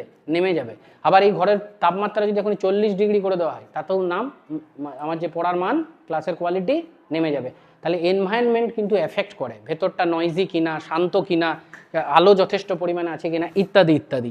অ্যাটেনশন অ্যান্ড কম্পেনিয়ান, বন্ধু, কীরকম বন্ধু সংসর্গ রেখেছো তার উপরে তোমার অ্যাটেনশনের কনস্ট্রাকশন ডিপেন্ড করে। খুব এমন যদি কোনো বন্ধু থাকে যে ভয়ঙ্কর অস্থির, প্রতি 15 মিনিটে আলাদা প্ল্যান করছে, কাল কোথায় বেড়াতে যাবে ঠিক করলে 5 রকম প্ল্যান করে বেড়ানোর আইডিয়াটাই নষ্ট করে দিল, এই ধরনের মানুষের সাথে যদি বেশি থাকো তাহলে তোমার অ্যাটেনশন স্প্যান কমবে, আর যাদের বেশি তাদের সাথে থাকলে তোমার কি হবে? বাড়বে। Attention and comfort zone. Comfort zone মানে খুব বেশি কমফোর্ট নয়। তুমি পড়তে বসেছো, তুমি রাস্তায় যেমন বিদ্যাসাগরের মতো পড়বে না, অনুরূপভাবে তুমি বিছানায় 5টা গদি আর একটাতে পা তুলে দিয়ে কানে একটা হেডফোনে গান শুনতে শুনতে অঙ্ক করবে না। এতটা কমফোর্ট জোন ডেভেলপ করলে অ্যাটেনশন ভাগ হয়ে যায়, অ্যাটেনশন তার পোটেনশিয়াল লেভেলে যায় না। যেমন আমি একটা উদাহরণ দিচ্ছি, আমি তোমাদেরকে বললাম যে please raise your right hand, ওঠাও, রেইজ ইউর রাইট হ্যান্ড, নিজেদের ডান হাতগুলো তোলো, তোলো, তোলো, সবাই তোলো, তুলেছো? এবার রিল্যাক্স। এবার বলছি রেইজ ইউর রাইট হ্যান্ড, যতটা পারবে ততটা তোলো, যতটা পারবে, রিল্যাক্স। এর থেকে আমি এটা বোঝালাম রিল্যাক্স। প্রথম যেটা তুমি করলে না, এটা হচ্ছে তোমার অ্যাকচুয়াল অ্যাটেনশন লেভেল, আর পরে যেটা করলে না এটা হচ্ছে পোটেনশিয়াল। তুমি এতটাতে পৌঁছতে পারো, কিন্তু তোমাকে তুলতে বললাম, কেমন তুললে? প্রথম তুলছিলেই না, তারপর যারা তুললে কেউ এরকম, কেউ এইটুকু, কে এরকম। আমি নিজের হাইয়েস্টটা দিতে চাই না, কারণ ব্রেন দিতে চায় না যে আমার এইটুকু তুললে হাত হয়ে যাবে, যখন আমি এত কেন তুলবো। তোমাকে বাধ্য করতে হবে যে তোকে অতটাই তুলতে হবে, প্রয়োজনে তার বেশি তুলতে হবে, প্রয়োজনে আমাকে পা উঠাতে হবে, কারণ আমাকে রিচ যদি করতে হয় এমন কোনো জিনিসকে যে টার্গেটটা সবার জন্য নয়, তাহলে আমাকে তো জার্ক নিতে হবে, তাই না? নাহলে হবে কি করে? নেক্সট কি আসছে? Attention and stress panic meditation করে কন্ট্রোল করা যায়, এবং সেটা প্রমাণিত, হার্ভার্ড ইউনিভার্সিটিতে প্রমাণ হয়েছে। তুমি কন্টিনিউ 8 উইক মেডিটেশনের মধ্যে থাকলে ব্রেনের দুটো অংশ আছে, একটা নাম হিপোক্যাম্পাস আর একটা নাম হচ্ছে অ্যামিগডালা। অ্যামিগডালাটা আমাদের ভয়, প্যানিক, ঠিক আছে, টেনশন, অ্যাংজাইটি এইগুলোকে রিফ্লেক্ট করে, সেন্স করে। আর হিপোক্যাম্পাসটা আমার মেমোরি আর লার্নিংকে। তো যারা মেডিটেশন করে তাদের হিপোক্যাম্পাস স্ট্রং হয়, কারণ নিউরন বাড়ে সংখ্যায়, আর তাদের যে ইয়ের উপর লেয়ারটা, অ্যামিগডালার উপর লেয়ারটা পাতলা হয়, তাহলে তোমার অ্যাংজাইটি ভয় কমে।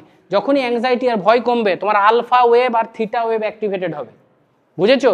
যখনই মেমোরি আর লার্নিং বাড়বে, তোমার আলফা আর থিটা অ্যাক্টিভেটেড হবে।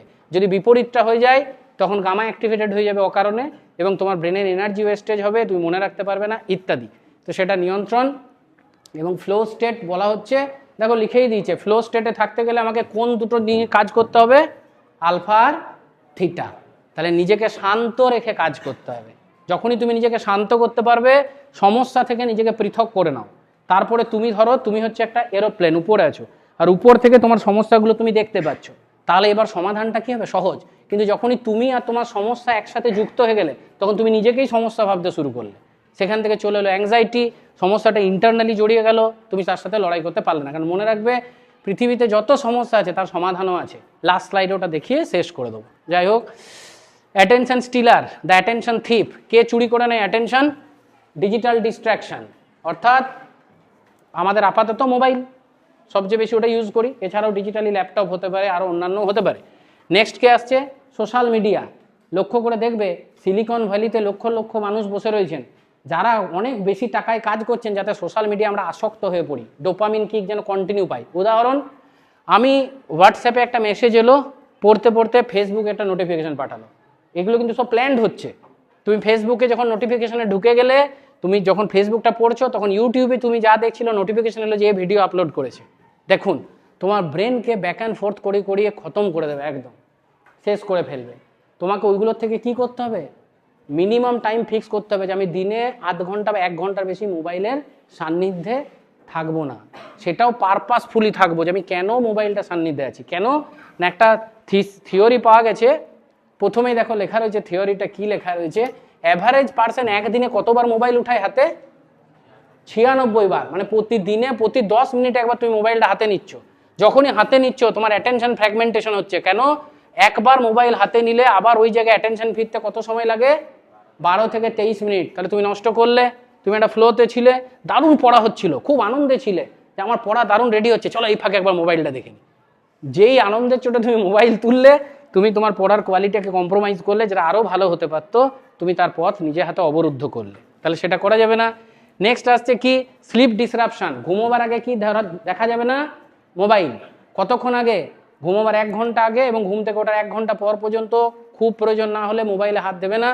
ওর স্ক্রিনে যে ব্লু লাইট থাকে, সেটা আমার মেন্টাল উইন্ড ডাউন, ঘুমোবার আগে মানসিক যে প্রস্তুতি বা জাগার আগে মানসিক যে প্রস্তুতি, সেটাকে প্রতিহত করে, যার ফলে আমার দিনের যে জীবনযাপনের কোয়ালিটি নষ্ট হয়, পরের দিনের অ্যাটেনশন লেভেল ফেল হয়। যেমন আমাদের পূর্বপুরুষরা 10,000 বছর আগে হান্টিং অ্যান্ড গ্যাদারিং সোসাইটি ছিল। তারা কি করত?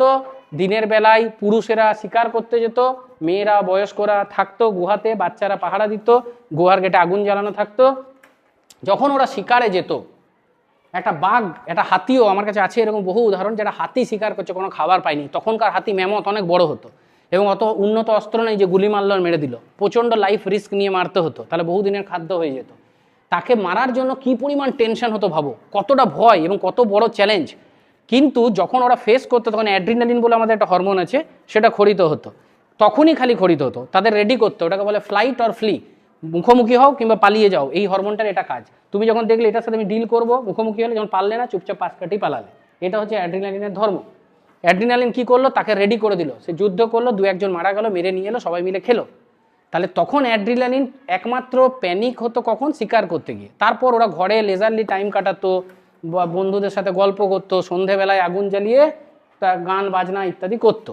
কিন্তু বর্তমান জীবনটা ভেবে দেখো, সারা দিন অ্যাড্রিনালিন খরিত হচ্ছে, সারা দিন তোমার মোবাইলে মেসেজ আসছে, তোমার হোয়াটসঅ্যাপে আসছে, স্যার নোটস পাঠিয়ে দিলেন, ওখান থেকে চলে এলো রুটিন বেরিয়ে গেছে, এখান থেকে বেরোলো এত তারিখ থেকে পরীক্ষা, তোমার অ্যাডমিট চলে এসছে, বি প্রিপেয়ার্ড, আর এই কটা সময়, তোমাকে আজ এটা কমপ্লিট করেই ফেলতে হবে, কাল নাচের পরীক্ষা, পরশু গানের পরীক্ষা। অর্থাৎ আমাদের জীবনের যে কোয়ালিটি সেটাই প্রতি মুহূর্তে অল্প অল্প অ্যাড্রিনালিন খরিত হচ্ছে, যার ফলে আমার জীবনের যাপনের যে কোয়ালিটি সেটা কি হচ্ছে, কম্প্রোমাইজ হচ্ছে। তাহলে সেটাকে কে নিয়ন্ত্রণ করবে? আমাকেই করতে হবে। যেগুলো আমাকে ডিস্টার্ব করছে তাদের থেকে আমাকে কী থাকতে হবে? দূর।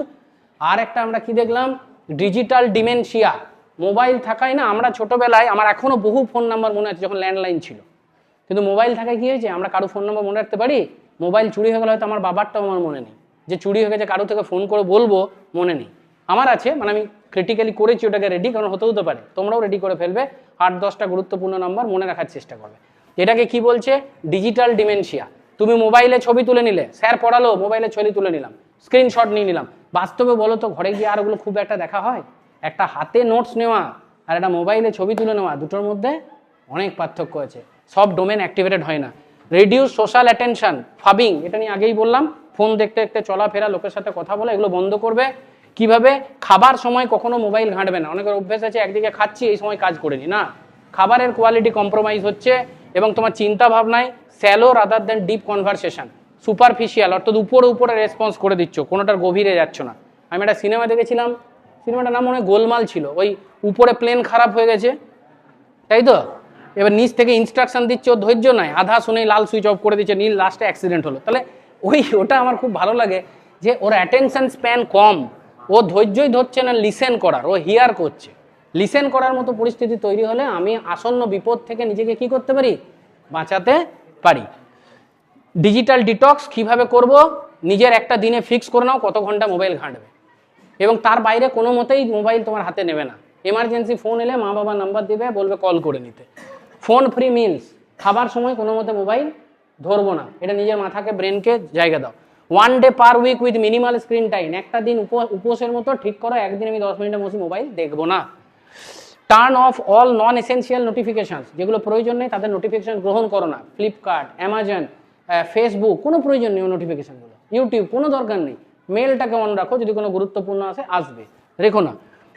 তারপরে কি বলছে? Use grey scale mode to reduce visual appeal. রাতের দিকে যদি বাধ্য হচ্ছ দেখতে, ব্ল্যাক অ্যান্ড হোয়াইট করে নাও, হ্যাঁ, গ্রে স্কেল করে নাও, কালারটা দেখো না। ডিলিট অ্যাডিকটিভ অ্যাপস, যে অ্যাপগুলো তোমাকে বাধ্য করছে যুক্ত থাকতে, গেমস ফেমস হয় না, পাজল, ওগুলোতে বেশি যুক্ত থেকো না, ওগুলোকে ডিলিট করে দাও, ওগুলো থাকলেই তোমাকে টানবে। সেট অ্যাপ টাইম লিমিটস, কোনো একটা অ্যাপ চালালে টাইম লিমিট ঠিক করো, তারপর যেন অ্যাপটা বন্ধ হয়।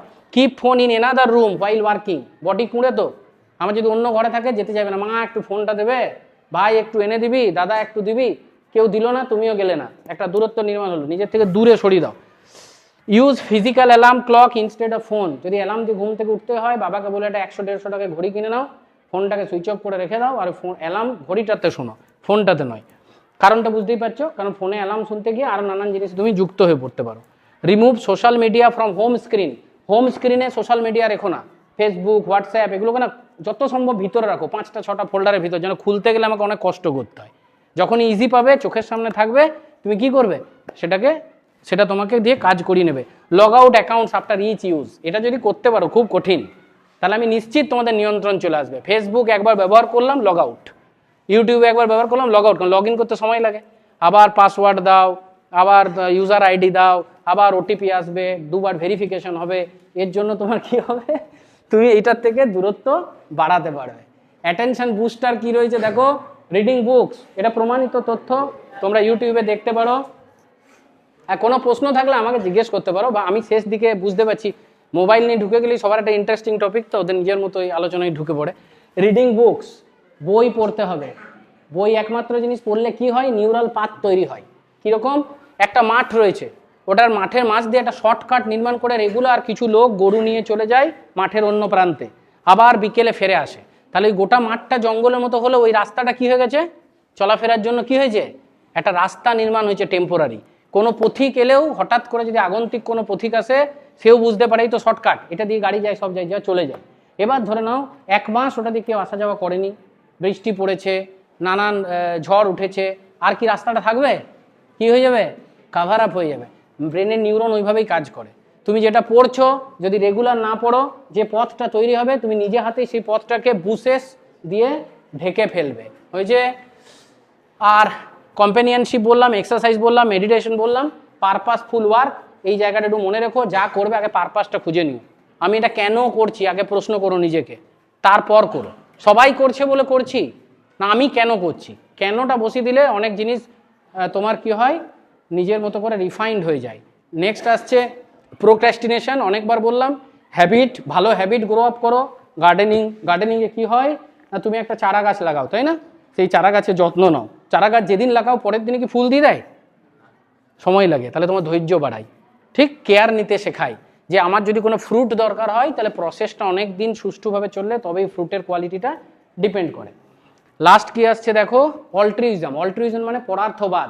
তোমরা দেখবে এটা খুব বিখ্যাত বই বেরিয়েছিল, বইটার নাম ছিল ইকিগাই। যদি নেটে গিয়ে দেখবে, আমার পড়া বইটা, ওতে পৃথিবীর মধ্যে 5টা ব্লু আইল্যান্ড দেখা হয়েছে যেখানে মানুষের গড় বয়স 100-র উপরে, 120 পর্যন্ত, এবং দেখা যাচ্ছে 90 বছরের বৃদ্ধরা ফুটবল খেলে জন্মদিন পালন করছে। তো যে রিসার্চার উনি দেখেন যে কিভাবে সম্ভব হচ্ছে। তো অনেক কিছু ওখানে আছে, তার মধ্যে একটা আমার মনে পড়লো, মোয়াই। মোয়াই মানে হচ্ছে সামথিং ডুইং ফর আদার্স। আর একটা যে হাচি হারি বু, অর্থাৎ ফিল 70% অফ ইউর বেলি। খাবার সময় এতটা খেয়ে ফেলো, আর পারছো না তখন হাঁ হাঁ করে খেয়ে যাচ্ছে, ওটা করবে না।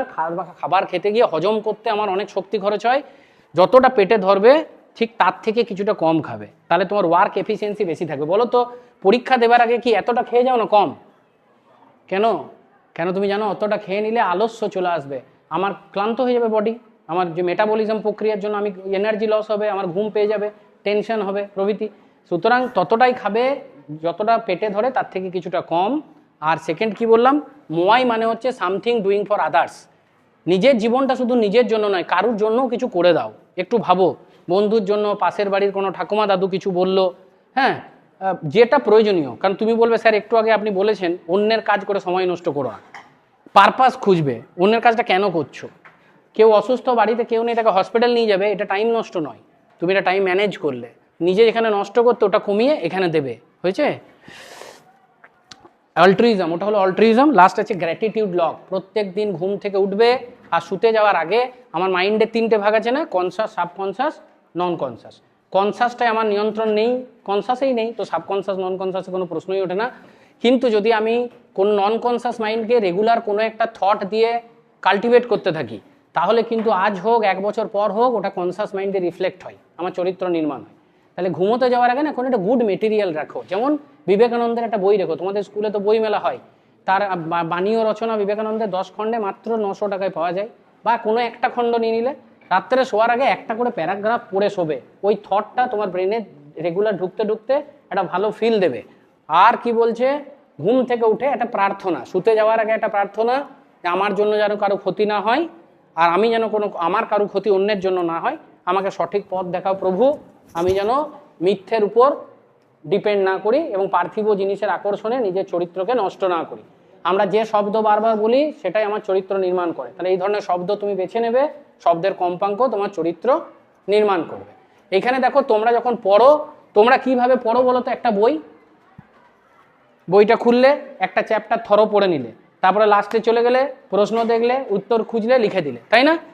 কিন্তু এটা পারপাসফুল রিডিং হলো না। আমি কেন পড়ছি সেটা আগে জানতে হবে। মানে আমি বইটার কনটেক্সটটা দেখলাম, কতগুলো চ্যাপ্টার আছে, যে চ্যাপ্টারটা খুললাম পাতাগুলোর উপর একবার চোখ বুলিয়ে বেরিয়ে গেলাম, হলো যে আচ্ছা এই বইটায় এই চ্যাপ্টারটায় 20টা পাতা আছে, দেখে নিলাম 21 নম্বর পাতায় প্রশ্ন আছে, আমার প্রথম প্রশ্নের উপর চোখ যাবে।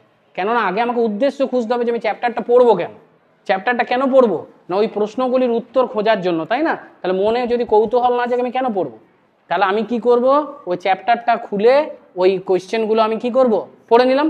এরপর আমি প্রথম থেকে বইটা রিডিং দিচ্ছি, দেখবে ওই প্রশ্ন আর উত্তর তোমার মাথায় সিঙ্ক্রোনাইজ হতে শুরু করবে। ফার্স্ট রিডিংটা ইজি হবে, সেকেন্ড রিডিংটা হবে অ্যাক্টিভ রিডিং, হাতে পেন থাকবে, যে শব্দ বা যেখানটা বিশেষ মনে হচ্ছে আন্ডারলাইন করবে বা বইয়ের পাশে নোট লিখবে। আর থার্ড রিডিং এর পর তুমি প্রশ্নের উত্তর লিখবে। এই পদ্ধতিতে পার্মানেন্টলি নলেজ কনস্ট্রাক্ট হয় এবং আমার টেম্পোরারি জোন থেকে পার্মানেন্ট জোনে আমার ইনফরমেশনগুলো পৌঁছে যায়। এবার নেক্সট বলছে, do you have any problem in your life? ধরো আমি প্রশ্ন করছি, তোমার উত্তর কি হতে পারে? হ্যাঁ আছে। আর কি হতে পারে? না নেই। ঠিক বলছে, যদি নেই, তোমার যদি প্রবলেম নেই, তাহলে কি চিন্তার কোনো কারণ আছে? যদি কোনো প্রবলেম নেই তাহলে আর কিসের চিন্তা? তো তার কি লিখেছে, দেন হোয়াই ওয়ারি, কেন চিন্তা করছো? নেক্সট বলছে যে না স্যার আমার আছে প্রবলেম।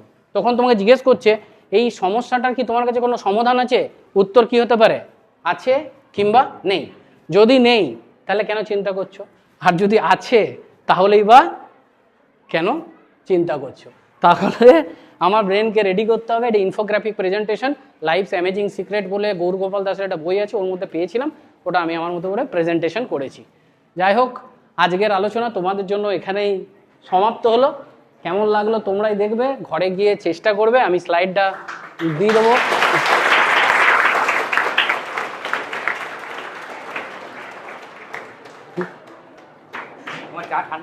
চা আর তোমার তাহলে কালকে রাতে গ্রুপে একটি মেসেজ গেছিল না, ওই মেসেজটা প্লে করে দিয়েছি, তাহলে কিছু লাভ হলো কি হলো না?